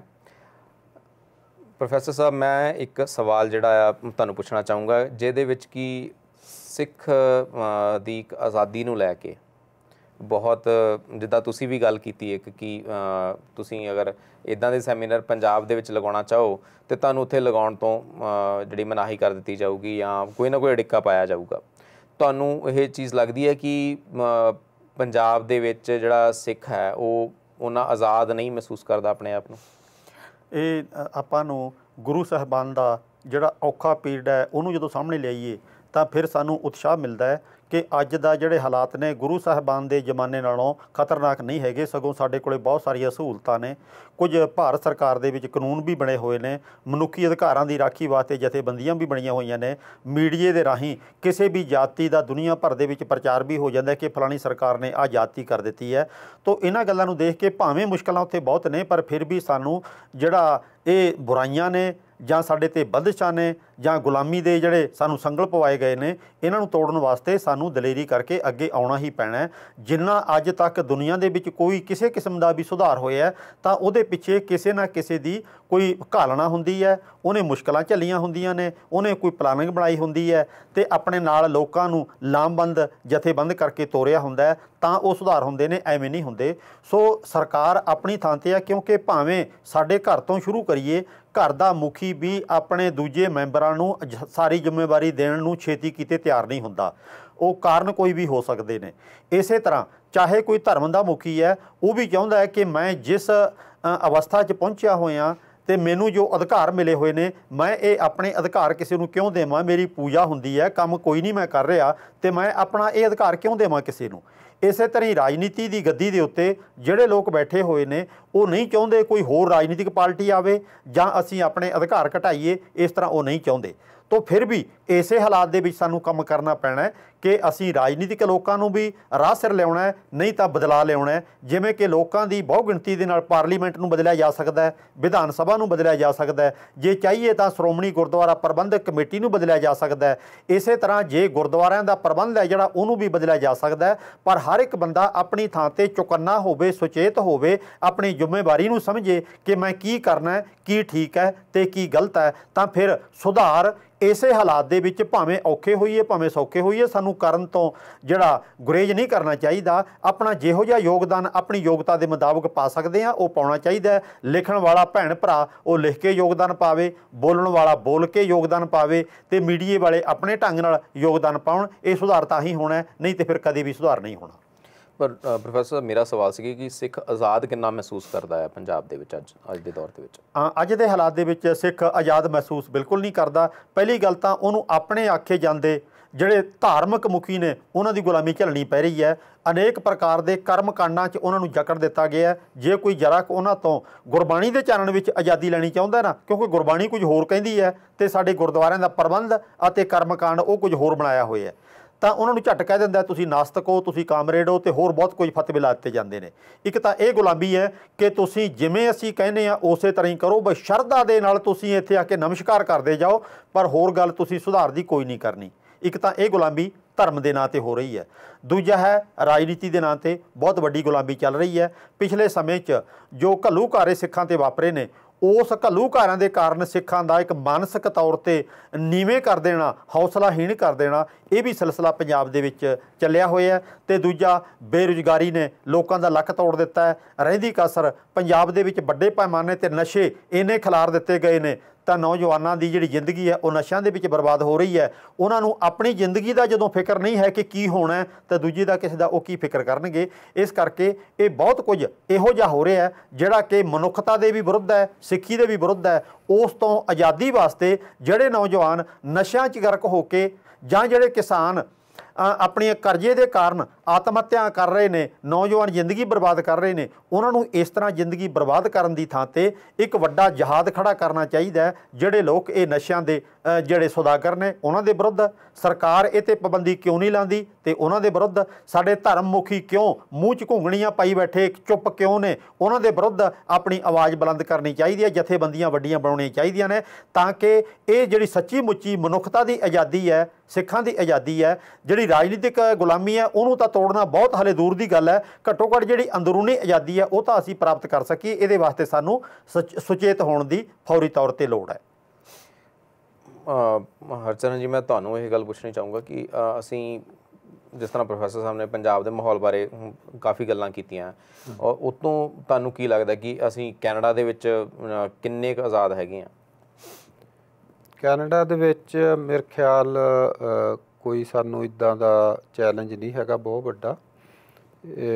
ਠੀਕ ਹੈ ਵੀ ਕੁਛ ਚੀਜ਼ਾਂ ਦੇ ਵਿੱਚ ਮਤਲਬ ਜਿਹੜੇ ਸਟੇਜ ਦਾ ਧਾਰਮਿਕ ਚਿੰਨ੍ਹ ਆ ਜਾਂ ਬਾਹਰੀ ਅਪੀਅਰੈਂਸ ਆ ਉਹਦੇ ਕਰਕੇ ਕਈ ਵਾਰੀ ਕਨਫਿਊਜ਼ਨ ਪੈਦਾ ਹੁੰਦੇ ਆ, ਜਾਂ ਜਿਹੜੇ ਇੱਥੇ ਪੁਰਾਣੇ ਲੋਕ ਰਹਿੰਦੇ ਆ ਸਦੀਆਂ ਤੋਂ ਉਹਨਾਂ ਨੇ ਸਾਨੂੰ ਇੱਦਾਂ ਦੇਖਿਆ ਨਹੀਂ ਜਿੱਦਾਂ ਅਸੀਂ ਵਿਚਰਦੇ ਹਾਂ, ਅਤੇ ਉਹਦੇ ਕਰਕੇ ਕਈ ਵਾਰੀ ਪ੍ਰੋਬਲਮ ਆਉਂਦੀਆਂ। ਅਤੇ ਪਰ ਇੱਥੇ ਦਾ ਜਿਹੜਾ ਕਾਨੂੰਨ ਆ ਜਾਂ ਹਿਊਮਨ ਰਾਈਟਸ ਆ ਉਹਨਾਂ ਨੇ ਹਮੇਸ਼ਾ ਹੀ ਘੱਟ ਗਿਣਤੀ ਲੋਕਾਂ ਦੀ ਮਦਦ ਕੀਤੀ ਆ, ਅਤੇ ਉਹਦੇ ਕਰਕੇ ਸਾਨੂੰ ਕੋਈ ਇੱਥੇ ਵੱਡੀ ਗੱਲ ਨਹੀਂ ਹੈਗੀ। ਉਹਦੇ ਲਈ ਮੇਰੇ ਵੱਲੋਂ ਸੁਝਾਅ ਇਹ ਹੈਗਾ ਵੀ ਜਿੱਦਾਂ ਵੀ ਜਿਹੜੀਆਂ ਸਾਡੀਆਂ ਸਿੱਖ ਔਰਗਨਾਈਜੇਸ਼ਨਾਂ ਹੈਗੀਆਂ ਵੀ ਉਹਨਾਂ ਨੂੰ ਆਪਣੇ ਧਰਮ ਬਾਰੇ, ਆਪਣੇ ਕਲਚਰ ਬਾਰੇ ਐਜੂਕੇਟ ਕਰਨ ਦੇ ਲਈ ਇੱਦਾਂ ਦੇ ਸਮਾਗਮ ਕਰਨ ਦੀ ਲੋੜ ਹੈਗੀ ਆ ਵੀ ਜਿੱਥੇ ਦੂਜੇ ਲੋਕਾਂ ਨੂੰ ਇਨਵਾਈਟ ਕੀਤਾ ਜਾਵੇ, ਮਲਟੀ ਕਲਚਰਲ ਟਾਈਪ ਦੇ ਪ੍ਰੋਗਰਾਮ ਹੋਣ ਅਤੇ ਜਾਂ ਐਜੂਕੇਸ਼ਨਲ ਟਾਈਪ ਦੇ ਹੋਣ, ਜਾਂ ਜਿਹੜੀਆਂ ਹੋਰ ਔਰਗਨਾਈਜੇਸ਼ਨ ਉਹਨਾਂ ਤੱਕ ਆਪਾਂ ਲਿਟਰੇਚਰ ਬਣਾ ਕੇ ਉਹਨਾਂ ਤਾਈਂ ਪਹੁੰਚਾਈਏ ਵੀ ਆਪਣੇ ਬਾਰੇ ਜਾਣਕਾਰੀ ਦਈਏ, ਤਾਂ ਕਿ ਉਹਨਾਂ ਨੂੰ ਜਿਹੜਾ ਥੋੜ੍ਹਾ ਬਹੁਤਾ ਕੋਈ ਭੁਲੇਖਾ ਹੈਗਾ ਅਤੇ ਉਹ ਦੂਰ ਹੋ ਸਕੇ। ਵੀ ਉਹਨਾਂ ਨੂੰ ਲੱਗੇ ਵੀ ਜੇ ਕੋਈ ਬੰਦਾ ਬਾਹਰੋਂ ਡਿਫਰੈਂਟ ਦਿਸ ਰਿਹਾ ਵੀ ਉਹਦਾ ਮਤਲਬ ਇਹ ਨਹੀਂ ਵੀ ਉਹ ਕੋਈ ਅੰਦਰੋਂ ਮਾੜਾ ਬੰਦਾ ਹੋਵੇ ਜੀ, ਵੀ ਜਾਂ ਜੇ ਕੋਈ ਬਾਹਰੋਂ ਬਹੁਤ ਸੋਹਣਾ ਦਿਸ ਰਿਹਾ ਅਤੇ ਵੀ ਉਹ ਅੰਦਰੋਂ ਠੀਕ ਹੋਵੇ ਜੀ। ਅਤੇ ਵੀ ਜਿਹੜਾ ਕੋਈ ਬੰਦਾ ਕ੍ਰਾਈਮ ਕਰਦਾ ਜਾਂ ਕੋਈ ਮਾੜਾ ਚੰਗਾ ਆ ਉਹਦੇ ਬਾਹਰੀ ਅਪੀਅਰੈਂਸ ਦਾ ਬਹੁਤ ਥੋੜ੍ਹਾ ਫਰਕ ਹੁੰਦਾ, ਬਾਕੀ ਤਾਂ ਅੰਦਰ ਦੀ ਗੱਲ ਹੈਗੀ ਵੀ ਤੁਸੀਂ ਅੰਦਰੋਂ ਕਿੱਦਾਂ ਦੇ ਕਰੈਕਟਰ ਦੇ ਆ, ਅਤੇ ਉਹ ਦੱਸਣ ਦੀ ਲੋੜ ਹੈਗੀ ਆ। ਸਾਡੀਆਂ ਟਰਡੀਸ਼ਨਸ ਕੀ ਹੈਗੀਆਂ, ਵੈਲਿਊਜ਼ ਕੀ ਹੈਗੀਆਂ, ਸਾਡਾ ਧਰਮ ਕਲਚਰ ਕੀ ਆ, ਉਹਦੇ ਬਾਰੇ ਸਾਨੂੰ ਸੈਮੀਨਾਰ ਕਰਨ ਦੀ ਲੋੜ। ਜਿੱਦਾਂ ਹੁਣ ਇਹ ਸੈਮੀਨਾਰ ਤਾਂ ਆਪਾਂ ਆਪਣੀ ਵਿਦਨ ਕਮਿਊਨਿਟੀ ਕਰ ਰਹੇ ਹਾਂ ਜੀ, ਪਰ ਇੱਦਾਂ ਦੇ ਸੈਮੀਨਾਰ ਦੂਜੇ ਜਿਹੜੇ ਧਰਮਾਂ ਦੇ ਲੋਕ ਆ, ਦੂਜੇ ਕਲਚਰਾਂ ਦੇ, ਹੋਰ ਕੰਟਰੀਆਂ ਦੇ ਜਿਨ੍ਹਾਂ ਨੇ ਨੂੰ ਪਤਾ ਹੀ ਨਹੀਂ ਸਾਡੇ ਬਾਰੇ, ਉਹਨਾਂ ਤੱਕ ਵੀ ਇਹ ਗੱਲ ਲਿਜਾਣ ਦੀ ਲੋੜ ਹੈਗੀ ਆ। ਅਤੇ ਹੋਰ ਕੋਈ ਇੱਦਾਂ ਦੇ ਪ੍ਰੋਗਰਾਮ ਹੋ ਸਕਦੇ ਆ ਜਿੱਥੇ ਦੂਜਿਆਂ ਨੂੰ ਆਪਣੇ ਕਲਚਰ ਬਾਰੇ ਦੱਸਿਆ ਜਾਵੇ। ਅਤੇ ਤਾਂ ਫਿਰ ਆਪਾਂ ਦੂਜਾ ਇੱਕ ਇਹ ਹੈਗਾ ਵੀ ਆਪਾਂ ਜਦੋਂ ਇੱਥੇ ਦੀ ਸੁਸਾਇਟੀ 'ਚ ਰਹਿੰਦੇ ਹਾਂ ਅਤੇ ਆਪਾਂ ਉਹਨਾਂ ਦੇ ਫੰਕਸ਼ਨਾਂ 'ਚ ਵੀ ਜਾਂ ਉਹਨਾਂ ਨਾਲ ਵੀ ਮਿਲਵਰਤਨ ਰੱਖੀਏ, ਅਤੇ ਫਿਰ ਜਦੋਂ ਅਸੀਂ 1 to 1 ਇੰਟਰੈਕਸ਼ਨ ਹੁੰਦੀ ਫਿਰ ਆਪਾਂ ਉਹਨਾਂ ਨੂੰ ਉਹ ਸਾਡੇ ਬਾਰੇ ਜਾਣਦੇ, ਆਪਾਂ ਉਹਨਾਂ ਬਾਰੇ ਜਾਣਦੇ ਜੀ। ਸੋ ਤੁਹਾਡੇ ਮਾਫ਼ ਕਰਨਾ, ਤੁਹਾਡੇ ਕਹਿਣ ਦਾ ਮਤਲਬ ਹੈ ਕਿ ਸਾਨੂੰ ਇਕੱਲਾ ਆਪਣੀ ਕਮਿਊਨਿਟੀ ਦੇ ਵਿੱਚ ਹੀ ਪ੍ਰਚਾਰ ਦੀ ਲੋੜ ਨਹੀਂ ਹੈ, ਸਾਨੂੰ ਬਾਕੀ ਕਮਿਊਨਿਟੀਜ਼ ਦੇ ਵਿੱਚ ਵੀ ਪ੍ਰਚਾਰ ਦੀ ਲੋੜ ਆ ਆਪਣੀ, ਕਿ ਅਸੀਂ ਇੱਦਾਂ ਕਿਉਂ ਡਰੈਸਅਪ ਹੁੰਦੇ ਹਾਂ, ਸਾਡੀ ਬਾਹਰੀ ਦੇਖ ਇੱਦਾਂ ਕਿਉਂ ਹੈ। ਬਿਲਕੁਲ। ਉਹ ਤੋਂ ਇਲਾਵਾ ਵੀ ਪ੍ਰੋਫੈਸਰ ਸਾਹਿਬ ਨੇ ਸਵੇਰੇ ਗੱਲ ਕਰਦਾ ਸੀਗਾ ਵੀ ਜਿਹੜੇ ਸਾਡੇ ਗੁਰਬਾਣੀ ਦੇ ਵਿੱਚ ਸਿਧਾਂਤ ਹੈਗੇ ਆ, ਜਿੱਦਾਂ ਮਨੁੱਖੀ ਬਰਾਬਰਤਾ ਦੀ ਗੱਲ ਹੈਗੀ ਆ, ਇੱਕ ਰੱਬ ਦੀ ਗੱਲ ਹੈਗੀ ਆ, ਹਿਊਮੈਨਿਟੇਰੀਅਨ ਦੀ ਆ, ਸੇਵਾ ਦੀ ਗੱਲ ਹੈਗੀ ਆ, ਲੰਗਰ ਦੀ ਆ ਗੱਲ ਆਪਾਂ ਦੇਖਦੇ ਹਾਂ ਵੀ ਉਹ ਬਹੁਤ ਸਾਰੇ ਜਿਹੜੇ ਹੋਰ ਲੋਕ ਆ ਉਹਨਾਂ ਨੂੰ ਇਸ ਗੱਲ ਦਾ ਪਤਾ ਨਹੀਂ ਹੈਗਾ। ਅਤੇ ਉਹ ਜਦੋਂ ਦੇਖਦੇ ਆ ਵੀ ਉਹ ਬੜੇ ਹੈਰਾਨ ਹੁੰਦੇ ਆ ਜੀ ਵੀ ਇਹ ਕਿੱਦਾਂ ਗੁਰਦੁਆਰੇ 'ਚ ਇੰਨੇ ਲੋਕਾਂ ਨੂੰ ਲੰਗਰ ਛਕਾ ਦਿੰਦੇ ਆ, ਜਾਂ ਮੰਨ ਲਓ ਕਈ ਵਾਰੀ ਕੋਈ ਭੁਚਾਲ ਆਉਂਦਾ, ਕਿਤੇ ਹੜ੍ਹ ਆਉਂਦੇ, ਉੱਥੇ ਆਪਣੇ ਬੰਦੇ ਮਦਦ ਕਰਦੇ ਆ, ਜਾਂ ਪਿਛਲੇ ਸਾਲ ਕੈਲਗਰੀ 'ਚ ਆਪਣੇ ਬੰਦਿਆਂ ਨੇ ਕਾਫੀ ਮਦਦ ਕੀਤੀ। ਪਰ ਮੈਂ ਇੱਥੇ ਇੱਕ ਸਵਾਲ ਖੜਾ ਹੁੰਦਾ ਕਿ ਇਹ ਜਿਹੜੀ ਖਬਰ ਸੀ ਕਿ ਗੁਰਦੁਆਰਾ ਕਮੇਟੀ ਨੇ ਜੇ ਕੈਲਗਰੀ ਦੇ ਵਿੱਚ ਹੜ੍ਹ ਆਏ ਸੀਗੇ ਅਤੇ ਉਹਨਾਂ ਨੇ ਉਹਦੇ ਲਈ ਮਦਦ ਲਈ ਜੋ ਵੀ ਆਫਰ ਦਿੱਤਾ, ਚਾਹੇ ਉਹ ਮਾਇਕ ਸਹਾਇਤਾ ਹੋਵੇ, ਚਾਹੇ ਉਹ ਲੰਗਰ ਦੀ ਸਹਾਇਤਾ ਹੋਵੇ, ਇਹ ਕੋਈ ਵੀ ਨਿਊਜ਼ ਦੇ ਵਿੱਚ ਇਹ ਜਿਹੜੀ ਕਵਰ ਕਿਸੇ ਨਿਊਜ਼ ਚੈਨਲ ਵੱਲੋਂ ਕਵਰ ਨਹੀਂ ਕੀਤਾ ਜਾਂਦਾ, ਕਿਸੇ ਨਿਊਜ਼ਪੇਪਰ ਦੇ ਵੱਲੋਂ ਕਵਰ ਨਹੀਂ ਕੀਤਾ ਜਾਂਦਾ। ਤੁਹਾਨੂੰ ਇਹ ਨਹੀਂ ਲੱਗਦਾ ਕਿ ਇੱਥੇ ਮੀਡੀਆ ਵੀ ਬਾਇਸ ਹੋ ਜਾਂਦਾ? ਥੋੜ੍ਹਾ ਬਹੁਤਾ ਹੋ ਵੀ ਸਕਦਾ, ਪਰ ਮੈਨੂੰ ਲੱਗਦਾ ਇੱਦਾਂ ਹੁੰਦੀ ਵੀ ਕਈ ਵਾਰੀ ਆਪਾਂ ਪ੍ਰੋਪਰਲੀ ਉਹਨੂੰ ਮਤਲਬ ਮੈਸੇਜ ਪਹੁੰਚਾਉਂਦੇ ਨਹੀਂ। ਠੀਕ ਹੈ ਜੀ। ਅਤੇ ਅਸੀਂ ਮਤਲਬ ਮੈਂ ਜਿੱਦਾਂ ਦੱਸਿਆ ਵੀ ਬਲੱਡ ਡੋਨੇਸ਼ਨ ਕੈਂਪ ਮਤਲਬ ਛੋਟਾ ਜਿਹਾ ਉਪਰਾਲਾ ਹੈਗਾ ਵੀ ਦੋ ਦਿਨ ਆਪਾਂ ਲਾਉਂਦੇ ਸਾਲ ਦੇ ਵਿੱਚ ਜੀ। ਅਤੇ ਪਰ ਜਦੋਂ ਵੀ ਅਸੀਂ ਟਰਾਈ ਕੀਤੀ ਉਹਨਾਂ ਤੱਕ ਮੈਸੇਜ ਦੇ ਪ੍ਰੋਪਰਲੀ ਪਹੁੰਚਾਇਆ, ਅਤੇ ਜਿੰਨੇ ਆਪਣੇ ਲੋਕਲ ਮੀਡੀਆ ਹੈਗਾ ਇੰਗਲਿਸ਼ ਤਕਰੀਬਨ ਸਾਰੇ ਆ ਜਾਂਦੇ, TV ਵਾਲੇ ਵੀ, ਰੇਡੀਓ ਅਖਬਾਰਾਂ ਵਾਲੇ ਵੀ ਆਉਂਦੇ ਰਹੇ। ਠੀਕ ਹੈ ਜੀ। ਅਤੇ ਜਦੋਂ ਅਸੀਂ ਉੱਦਾਂ ਹੀ ਐਵੇਂ ਕਰਕੇ ਥੋੜ੍ਹਾ ਜਿਹਾ ਬਹੁਤਾ ਔਰਗੇਨਾਈਜ਼ ਹੋ ਕੇ ਨਹੀਂ ਕਰਦੇ, ਫਿਰ ਉਹ ਨਹੀਂ ਵੀ ਉਹਨੂੰ ਇਗਨੋਰ ਕਰ ਦਿੰਦੇ ਆ। ਠੀਕ ਹੈ। ਕਿਉਂਕਿ ਜਿਹੜਾ ਮੈਂ ਇਹ ਆਪਣੇ ਐਕਸਪੀਰੀਅੰਸ ਦੇਖਿਆ ਵੀ ਜਿਹੜਾ ਇੰਗਲਿਸ਼ ਮੀਡੀਆ ਆ ਉਹਨੂੰ ਤੁਸੀਂ ਜਦੋਂ ਗੱਲ ਪਹੁੰਚਾਉਣੀ ਆ ਅਤੇ ਤੁਹਾਡੇ ਕੋਲ ਕੋਈ ਇੱਦਾਂ ਦਾ ਪੁਆਇੰਟ ਉਹਨਾਂ ਨੂੰ ਦੇਣਾ ਪੈਣਾ ਜਿਹਦੇ ਨਾਲ ਉਹਨਾਂ ਨੂੰ ਲੱਗੇ ਐਕਸਾਈਟਮੈਂਟ ਵੀ ਹਾਂ ਵੀ ਉੱਥੇ ਜਾਈਏ ਵੀ ਕੁਛ ਗੱਲ ਹੈਗੀ ਆ। ਠੀਕ ਹੈ ਜੀ। ਜੇ ਤੁਸੀਂ ਐਜ਼ ਉੱਦਾਂ ਹੀ ਮਤਲਬ ਨੋਰਮਲ ਜਿਹੀ ਫੈਕਸ ਕਰ ਦਿੱਤੀ ਵੀ ਉਹ ਆਪੇ ਆ ਜਾਊਗੇ, ਇੱਦਾਂ ਉਹ ਬਹੁਤ ਘੱਟ ਆਉਂਦੇ ਆ। ਠੀਕ ਹੈ ਜੀ। ਅਤੇ ਤੁਹਾਨੂੰ ਕੋਈ ਨਾ ਕੋਈ ਪੁਆਇੰਟ ਇੱਦਾਂ ਦਾ ਉਹਨਾਂ ਨੂੰ ਕਲਿੱਕ ਕਰਨ ਵਾਲਾ ਤੁਹਾਡੇ ਕੋਲ, ਜਾਂ ਤਾਂ ਜਿੱਦਾਂ ਹੁਣ ਗੁਰਦੁਆਰਾ ਕਮੇਟੀ ਆ ਜਾਂ ਕੋਈ ਔਰਗਨਾਈਜੇਸ਼ਨ, ਉਹਨਾਂ ਦੇ ਕੋਲ ਇੱਦਾਂ ਦੇ ਬੰਦੇ ਕੋਈ ਮੀਡੀਆ ਐਕਸਪਰਟ ਹੋਣ ਵੀ ਜਿਹੜੇ ਇੱਦਾਂ ਦੀ ਨਿਊਜ਼ ਰਿਲੀਜ਼ ਕਰਨ ਵੀ ਉਹਨਾਂ ਨੂੰ ਉਹ ਖਬਰ ਬਣ ਜਾਵੇ ਵੀ ਹਾਂ ਵੀ ਇੰਟਰਸਟ ਬਣ ਜਾਵੇ ਉਹਨਾਂ ਨੂੰ। ਠੀਕ ਹੈ ਜੀ। ਉਹ ਇੱਕ ਮਿਸਿੰਗ ਪਾਰਟ ਹੁੰਦਾ ਜਿਹਦੇ ਕਰਕੇ। ਦੂਜਾ ਕਈ ਵਾਰੀ ਆਪਾਂ ਕੋਈ ਛੋਟਾ ਜਿਹਾ ਵੀ ਕੰਮ ਕਰਦੇ ਹਾਂ, ਆਪਾਂ ਸੋਚਦੇ ਵੀ ਉਹ ਮੀਡੀਆ ਉੱਦਾਂ ਹੀ ਆ ਜਾਊਗਾ, ਜਾਂ ਮਤਲਬ ਉਹ ਉੱਦਾਂ ਹੀ ਕੈਮਰੇ ਚੱਕੇ ਤੁਰੀ ਫਿਰਨ, ਇੱਦਾਂ ਉਹ ਆਉਂਦੇ ਨਹੀਂ ਹੈਗੇ। ਠੀਕ ਹੈ। ਅਤੇ ਅਸੀਂ ਆਪਣੇ ਬਾਰੇ ਸੋਚਦੇ, ਹੋਰ ਵੀ ਬਹੁਤ ਕਮੈਂਟਰੀਆਂ ਉਹਨਾਂ ਦੀ ਕਿਹੜੀ ਖਬਰ ਕਿਤੇ ਐਡੀ ਆਉਂਦੀ ਹੈ। ਜੀ ਜੀ ਜੀ। ਅਤੇ ਇਸ ਕਰਕੇ ਸਾਨੂੰ ਮਤਲਬ ਆਪਣੀ ਜਿਹੜੀ ਥਿੰਕਿੰਗ ਆ ਜਾਂ ਕੰਮ ਦਾ ਜਿਹੜਾ ਪੈਟਰਨ ਆ ਉਹਨੂੰ ਥੋੜ੍ਹਾ ਜਿਹਾ ਠੀਕ ਕਰਨ ਦੀ ਲੋੜ ਹੈਗੀ ਆ। ਅਤੇ ਆਪਾਂ ਨੂੰ ਥੋੜ੍ਹੀ ਇੱਦਾਂ ਰਿਸਰਚ ਕਰਨ ਦੀ ਲੋੜ ਹੈਗੀ ਵੀ ਆਪਾਂ ਕਿੱਦਾਂ ਮਤਲਬ ਜੇ ਉਹ ਨਹੀਂ ਇੱਦਾਂ ਕਰਦੇ ਤਾਂ ਆਪਾਂ ਕਿੱਦਾਂ ਆਪਣੀ ਜਿਹੜੀ ਗੱਲ ਨੂੰ ਪੇਸ਼ ਕਰੀਏ ਵੀ ਤਾਂ ਕਿ ਉਹ ਵੱਧ ਕਮਿਊਨਿਟੀ ਤੱਕ ਜਾ ਸਕੇ, ਮੇਨ ਸਟਰੀਮ ਤੱਕ। ਠੀਕ ਹੈ ਜੀ। ਹਾਂਜੀ। ਪ੍ਰੋਫੈਸਰ ਸਾਹਿਬ, ਇੱਦਾਂ ਦੀਆਂ ਸਾਨੂੰ ਮੁਸ਼ਕਿਲਾਂ ਜਿਹੜੀਆਂ ਇੰਡੀਆ ਦੇ ਵਿੱਚ ਵੀ ਦੇਖਣ ਨੂੰ ਬਹੁਤ ਮਿਲੀਆਂ। ਜੇ ਪਿਛਲੇ ਕੁਛ ਦਹਾਕੇ ਦੀਆਂ ਗੱਲਾਂ ਕਰੀਏ ਤਾਂ ਕੁਝ ਖਬਰਾਂ ਜਿਹੜੀਆਂ ਆ ਉਹ ਨਿਊਜ਼ ਚੈਨਲਾਂ ਵੱਲੋਂ ਕਵਰ ਹੀ ਨਹੀਂ ਕੀਤੀਆਂ ਜਾਂਦੀਆਂ, ਕਿਸੇ ਨੂੰ ਅੱਗੇ ਪਹੁੰਚਾਇਆ ਹੀ ਨਹੀਂ ਜਾਂਦਾ ਕਿ ਆਹ ਚੀਜ਼ ਜਿਹੜੀ ਆ ਹੋ ਰਹੀ ਆ, ਚਾਹੇ ਉਹ ਕੋਈ ਮਦਦ ਹੋਵੇ, ਚਾਹੇ ਸਿੱਖਾਂ ਦੇ ਨਾਲ ਕੋਈ ਗਲਤ ਕੰਮ ਹੋ ਰਿਹਾ ਹੋਵੇ, ਅਤੇ ਉਹ ਚੀਜ਼ਾਂ ਨੂੰ ਇਗਨੋਰ ਕੀਤਾ ਜਾਂਦਾ ਹੈ। ਅਤੇ ਇੰਡੀਆ ਦੇ ਵਿੱਚ ਵੀ ਮਤਲਬ ਇੱਥੇ ਤਾਂ ਚਲੋ ਖੈਰ ਹਰਜਨ ਜੀ ਨੇ ਇਹ ਐਕਸਪਲੇਨੇਸ਼ਨ ਦੇ ਦਿੱਤੀ ਕਿ ਅਸੀਂ ਉਹਨਾਂ ਨੂੰ ਕੰਟੈਕਟ ਨਹੀਂ ਕਰਦੇ, ਪਰ ਉੱਥੇ ਤਾਂ ਕੰਟੈਕਟ ਕਰਨ ਦੇ ਬਾਵਜੂਦ ਵੀ ਕਵਰ ਨਹੀਂ ਕੀਤਾ ਜਾਂਦਾ। ਇੱਥੇ ਦੁਖਦਾਈ ਪਹਿਲੂ ਇਹ ਹੈ, ਦੂਜਿਆਂ ਤੋਂ ਆਸਾਂ ਅਸੀਂ ਬਹੁਤ ਰੱਖਦੇ ਹਾਂ, ਕੋਈ ਸ਼ੱਕ ਨਹੀਂ। ਜੇ ਮੀਡੀਆ ਸੁਤੰਤਰ ਹੋਵੇ ਤਾਂ ਸੁਤੰਤਰਤਾ ਨਾਲ ਉਹਨਾਂ ਨੂੰ ਸਾਰਿਆਂ ਦੇ ਨਾਲ ਇਕਸਾਰ ਵਰਤਾਓ ਕਰਨਾ ਚਾਹੀਦਾ ਹੈ। ਇਹ ਗੱਲ ਤਾਂ ਇਨਸਾਨੀਅਤ ਦੇ ਨਾਤੇ ਜਾਇਜ਼ ਹੈ, ਪਰ ਇਸ ਤਰ੍ਹਾਂ ਹੁੰਦਾ ਨਹੀਂ ਹੈ। ਮੀਡੀਆ ਵੀ ਆਪੋ ਆਪਣੀਆਂ ਪਾਰਟੀਆਂ 'ਤੇ ਆਧਾਰਿਤ ਹੁੰਦਾ ਹੈ ਅਤੇ ਕਿਸੇ ਵਿਅਕਤੀ 'ਤੇ ਆਧਾਰਿਤ ਹੁੰਦਾ ਹੈ, ਉਹਨੇ ਆਪਣਾ ਬਿਜ਼ਨਸ ਦੇਖਣਾ ਹੁੰਦਾ ਹੈ। ਅਤੇ ਸਿੱਖ ਆਸ ਲਾਈ ਜਾਂਦੇ ਨੇ ਕੋਈ ਸਾਡੀਆਂ ਖਬਰਾਂ ਦੇਣ। ਸਿੱਖਾਂ ਦਾ ਆਪਣਾ ਮੀਡੀਆ ਕਿਉਂ ਨਹੀਂ ਅੱਜ ਤੱਕ ਵਿਕਸਿਤ ਹੋ ਸਕਿਆ?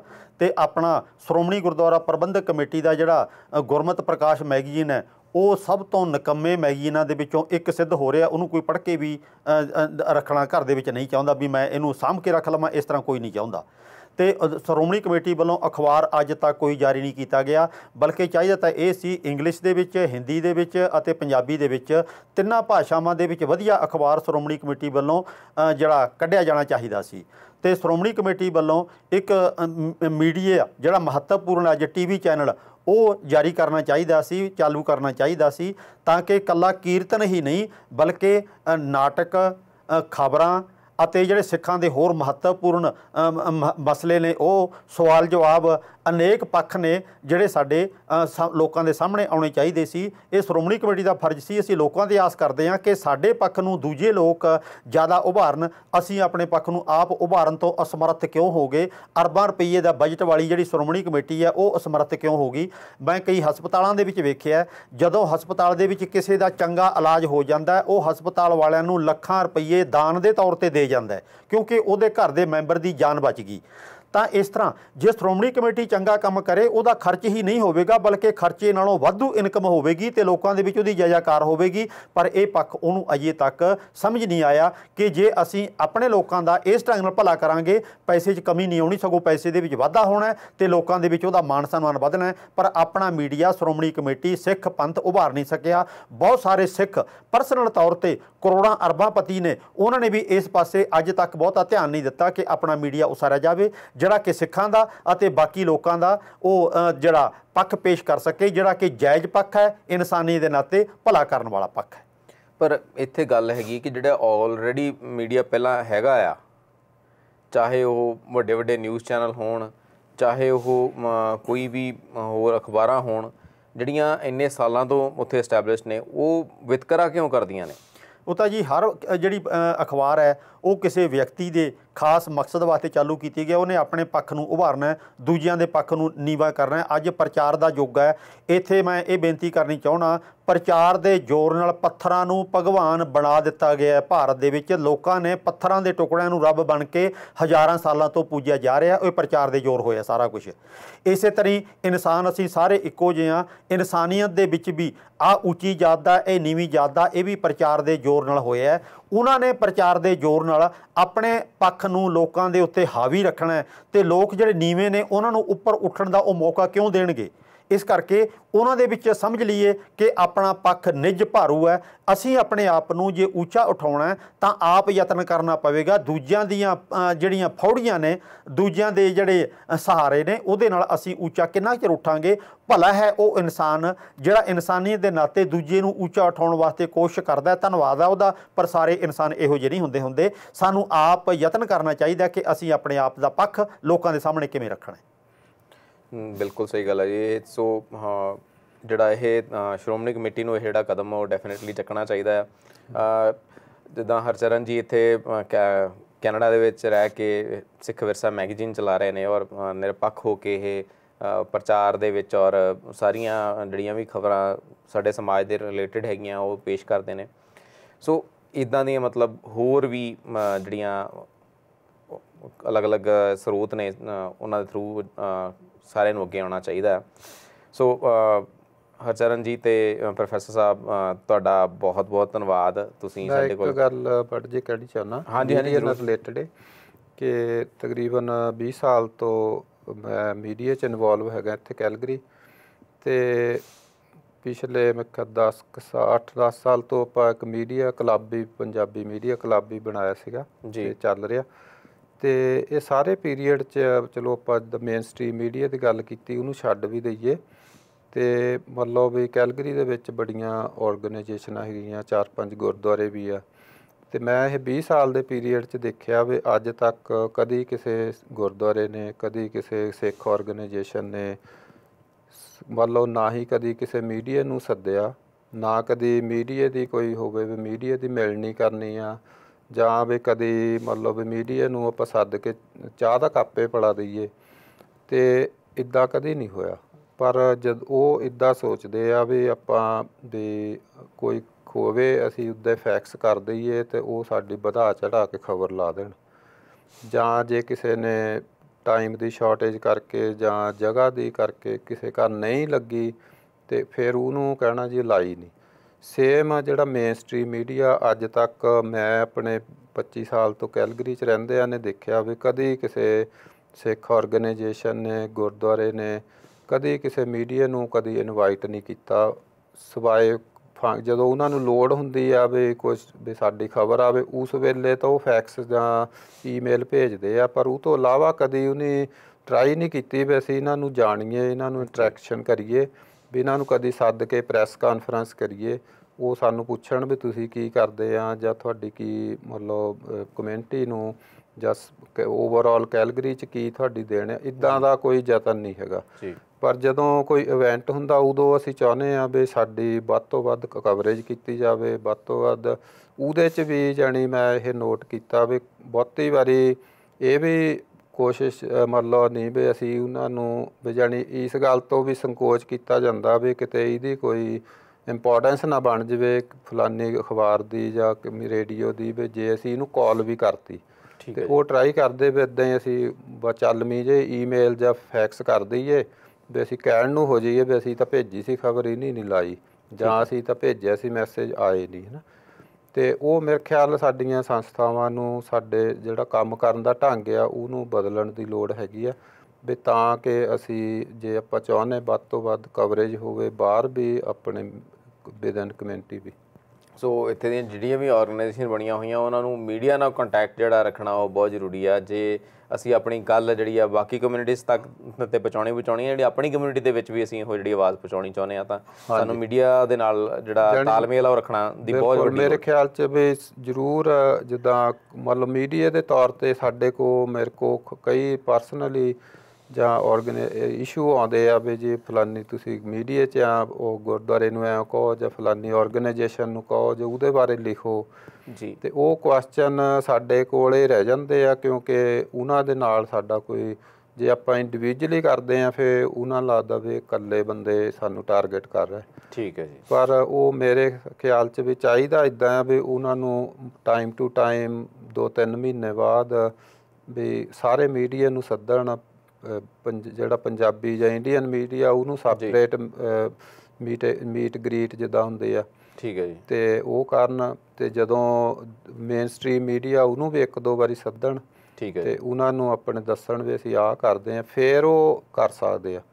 ਅਤੇ ਜਦੋਂ ਪੰਨੀ ਜਿੱਦਾਂ ਹੁਣ ਆਪਣੇ ਪ੍ਰੀਮੀਅਰ ਨਵੇਂ ਬਣੇ ਆ ਅਤੇ ਉਹ ਸੇਮ ਡੇ ਮਤਲਬ ਉਹਨਾਂ ਨੇ ਸਾਰਿਆਂ ਨੂੰ ਮੀਡੀਆ ਨੂੰ ਸੱਦਿਆ ਸੀਗਾ ਜੀ ਵੀ ਉੱਥੇ ਵੀ ਹੋਟਲ 'ਚ ਆਓ, ਉੱਥੇ ਬਹਿ ਕੇ ਆਪਣੇ ਡਿਸਕਸ ਕਰੋ, ਕੁਐਸਚਨ ਕਰੋ, ਆਪਣਾ ਬਰੀਫਿੰਗ ਕਰੂਗੇ ਜੀ। ਇੱਦਾਂ ਜਿੱਦਾਂ ਹੁਣ ਗੁਰਦੁਆਰਾ ਕਮੇਟੀਆਂ ਬਦਲਦੀਆਂ ਉਹ ਕਦੇ ਨਹੀਂ ਇੱਦਾਂ ਕਰਦੀਆਂ ਵੀ ਅਸੀਂ ਹੁਣ ਨਵੀਂ ਕਮੇਟੀ ਬਣੀ ਵੀ ਅਸੀਂ ਤੁਹਾਨੂੰ ਆਪਣੀ ਇੰਟਰੋਡਕਸ਼ਨ ਦਈਏ ਵੀ ਅਸੀਂ ਕੌਣ ਆ, ਸਾਡੇ ਅੱਗੇ ਪ੍ਰੋਜੈਕਟ ਕੀ ਆ ਜਾਂ ਪਿਛਲੀ ਨੇ ਕੀ ਕੀਤੇ। ਠੀਕ ਹੈ ਜੀ। ਅਤੇ ਉਹ ਮਿਸਿੰਗ ਹੈਗਾ ਪਾਰਟ।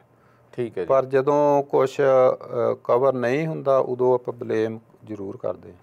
ਠੀਕ ਹੈ ਜੀ। ਹਾਂਜੀ। ਸੋ ਇੱਥੇ ਜਿਹੜੇ ਅਲੱਗ-ਅਲੱਗ ਪੱਖ ਹੈਗੇ ਆ ਜੀ, ਬਹੁਤ ਵਧੀਆ ਹਰਚੰਦ ਜੀ ਨੇ ਸਾਡੇ ਅੱਗੇ ਰੱਖੇ ਆ, ਔਰ ਅਸੀਂ ਸਾਰਿਆਂ ਨੂੰ ਬੇਨਤੀ ਕਰਾਂਗੇ ਕਿ ਇਹ ਜਿਹੜੇ ਪੱਖ ਇਹਨਾਂ 'ਤੇ ਥੋੜ੍ਹਾ ਜਿਹਾ ਧਿਆਨ ਦੇਣ ਦੀ ਲੋੜ ਸਾਨੂੰ ਵੀ ਹੈਗੀ ਆ ਹਰ ਇੱਕ ਪਾਸੇ ਤੋਂ। ਸੋ ਹਰਚਰਨ ਜੀ ਅਤੇ ਪ੍ਰੋਫੈਸਰ ਇੰਦਰ ਸਿੰਘ ਜੀ, ਤੁਹਾਡਾ ਬਹੁਤ ਬਹੁਤ ਧੰਨਵਾਦ। ਤੁਸੀਂ ਸਮਾਂ ਕੱਢਿਆ ਸਾਡੇ ਨਾਲ, ਬਹੁਤ ਹੀ ਜਾਣਕਾਰੀ ਭਰਪੂਰ ਗੱਲਾਂ ਕੀਤੀਆਂ, ਔਰ ਜਿਹੜਾ ਇੱਕ ਸੈਮੀਨਾਰ ਹੋ ਰਿਹਾ ਉਹਦੇ ਬਾਰੇ ਵੀ ਸਾਨੂੰ ਜਾਣਕਾਰੀ ਦਿੱਤੀ ਵੀ ਇਹ 21 ਤਰੀਕ ਨੂੰ ਹੋ ਰਿਹਾ ਜੀ। ਹਾਂਜੀ। ਔਰ ਇਹ ਨਾਰਥ ਈਸਟ ਦੇ ਵਿੱਚ ਲਵਲੀ ਸਵੀਟਸ ਜਿੱਥੇ ਪਹਿਲਾਂ ਸੀਗਾ ਉੱਥੇ ਹੁਣ ਲਵਲੀ ਬੈਂਕੁਏਟ ਹਾਲ ਹੈ ਗ੍ਰੀਨ ਪਲਾਜ਼ਾ ਦੇ ਵਿੱਚ, ਉੱਥੇ ਹੋ ਰਿਹਾ ਜੀ। ਹਰਚੰਦ ਜੀ ਸਮਾਂ ਮੈਂ ਭੁੱਲ ਗਿਆ ਪੁੱਛਣ ਦਾ। ਸਮਾਂ ਜਿਹੜਾ ਸੈਮੀਨਾਰ ਦਾ ਐਗਜ਼ੈਕਟ ਸਮਾਂ 1 to 3 ਹੈਗਾ, 1 ਵਜੇ ਤੋਂ 3 ਵਜੇ ਤਾਈਂ। ਠੀਕ ਹੈ ਜੀ। ਪਰ ਸਾਰੇ ਜਿਹੜੇ ਬੁਲਾਰੇ ਆ ਤਕਰੀਬਨ 12 ਵਜੇ ਤੋਂ ਪਹਿਲਾਂ ਉੱਥੇ ਚੱਲ ਜਾਊਗੇ। ਠੀਕ ਹੈ ਜੀ। ਕਿਸੇ ਨੇ ਸੈਮੀਨਾਰ ਤੋਂ ਪਹਿਲਾਂ ਮਿਲਣਾ ਉਹ ਪਹਿਲਾਂ ਆ ਕੇ ਉਹਨਾਂ ਨੂੰ ਮਿਲ ਸਕਦੇ ਆ। ਠੀਕ ਹੈ। ਅਤੇ ਫਿਰ 3 ਤੋਂ ਬਾਅਦ 5 ਵਜੇ ਤੱਕ ਵੀ ਇੱਥੇ ਹੀ ਹੋਣਗੇ ਤਾਂ ਕਿ ਕੋਈ ਵੀ ਕਿਸੇ ਨੂੰ ਕੁਐਸਚਨ ਹੈਗਾ, ਕੋਈ ਡਿਸਕਸ਼ਨ ਕਰਨੀ ਆ ਕਿਸੇ ਵਿਸ਼ੇ ਦੇ ਉੱਤੇ, ਅਤੇ ਉਹ ਫਿਰ 2 ਘੰਟੇ ਬਾਅਦ 'ਚ ਵੀ ਮਿਲ ਸਕਦੇ ਆ। ਪਰ ਜਿਹੜਾ ਮੇਨ ਸਪੀਚ ਦਾ ਟਾਈਮ ਆ 1 ਤੋਂ 3 ਹੈਗਾ। ਠੀਕ ਹੈ ਜੀ। ਬਹੁਤ ਬਹੁਤ ਧੰਨਵਾਦ ਇੱਕ ਵਾਰੀ ਫਿਰ ਜੀ ਤੁਹਾਡਾ। ਤੁਸੀਂ ਸਾਡੇ ਕੋਲ ਚੱਲ ਕੇ ਇੱਥੇ ਆਏ ਔਰ ਸਾਡੇ ਨਾਲ ਗੱਲਾਂ ਬਾਤਾਂ ਕੀਤੀਆਂ, ਸਾਡੇ ਨਾਲ ਜਾਣਕਾਰੀ ਸਾਂਝੀ ਕੀਤੀ। ਤੁਹਾਡਾ ਬਹੁਤ ਬਹੁਤ ਧੰਨਵਾਦ। ਬਹੁਤ ਧੰਨਵਾਦ ਜੀ। ਵਾਹਿਗੁਰੂ ਜੀ ਕਾ ਖਾਲਸਾ, ਵਾਹਿਗੁਰੂ ਜੀ ਕੀ ਫਤਿਹ। ਮੇਰੇ ਵੱਲੋਂ ਵੀ ਚੱਕ ਦੇ ਟੀਵੀ ਦੇ ਸਾਰੇ ਦਰਸ਼ਕਾਂ ਨੂੰ ਵੀ ਅਤੇ ਮੈਨੇਜਮੈਂਟ ਦਾ ਵੀ ਬਹੁਤ ਬਹੁਤ ਧੰਨਵਾਦ ਜਿਨ੍ਹਾਂ ਨੇ ਇੱਥੇ ਸੱਦ ਕੇ ਗੱਲਬਾਤ ਸ਼ੇਅਰ ਕਰਨ ਦਾ ਅਤੇ ਮੈਸੇਜ ਪਹੁੰਚਾਉਣ ਦਾ ਸਮਾਂ ਦਿੱਤਾ। ਸਾਰਿਆਂ ਨੂੰ ਮੇਰੇ ਵੱਲੋਂ ਵੀ ਵਾਹਿਗੁਰੂ ਜੀ ਕਾ ਖਾਲਸਾ, ਵਾਹਿਗੁਰੂ ਜੀ ਕੀ ਫਤਿਹ।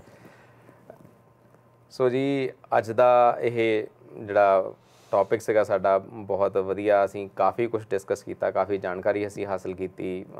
ਇੱਕ ਸਿੱਖ ਹੋਣ ਦੇ ਨਾਤੇ ਸਾਨੂੰ ਕੀ ਕਰਨਾ ਚਾਹੀਦਾ, ਸਾਡੀਆਂ ਧਾਰਮਿਕ ਜਥੇਬੰਦੀਆਂ ਨੂੰ ਉਹਨਾਂ ਨੂੰ ਕੀ ਕਰਨਾ ਚਾਹੀਦਾ, ਉਹਨਾਂ ਨੂੰ ਕਿੱਦਾਂ ਅਸੀਂ ਜਾਗਰੂਕ ਕਰ ਸਕਦੇ ਹਾਂ।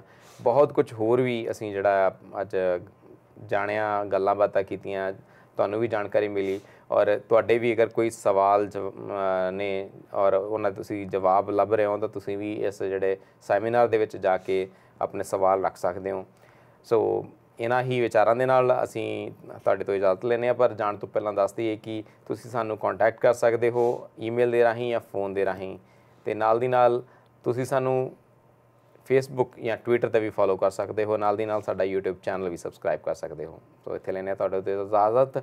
ਮਿਲਦੇ ਹਾਂ ਫਿਰ ਇੱਕ ਨਵੇਂ ਸ਼ੋਅ ਦੇ ਵਿੱਚ ਇੱਕ ਨਵੇਂ ਗੱਲਬਾਤ ਦੇ ਮੁੱਦੇ ਦੇ ਨਾਲ। ਤਦ ਤੱਕ ਲਈ ਧੰਨਵਾਦ।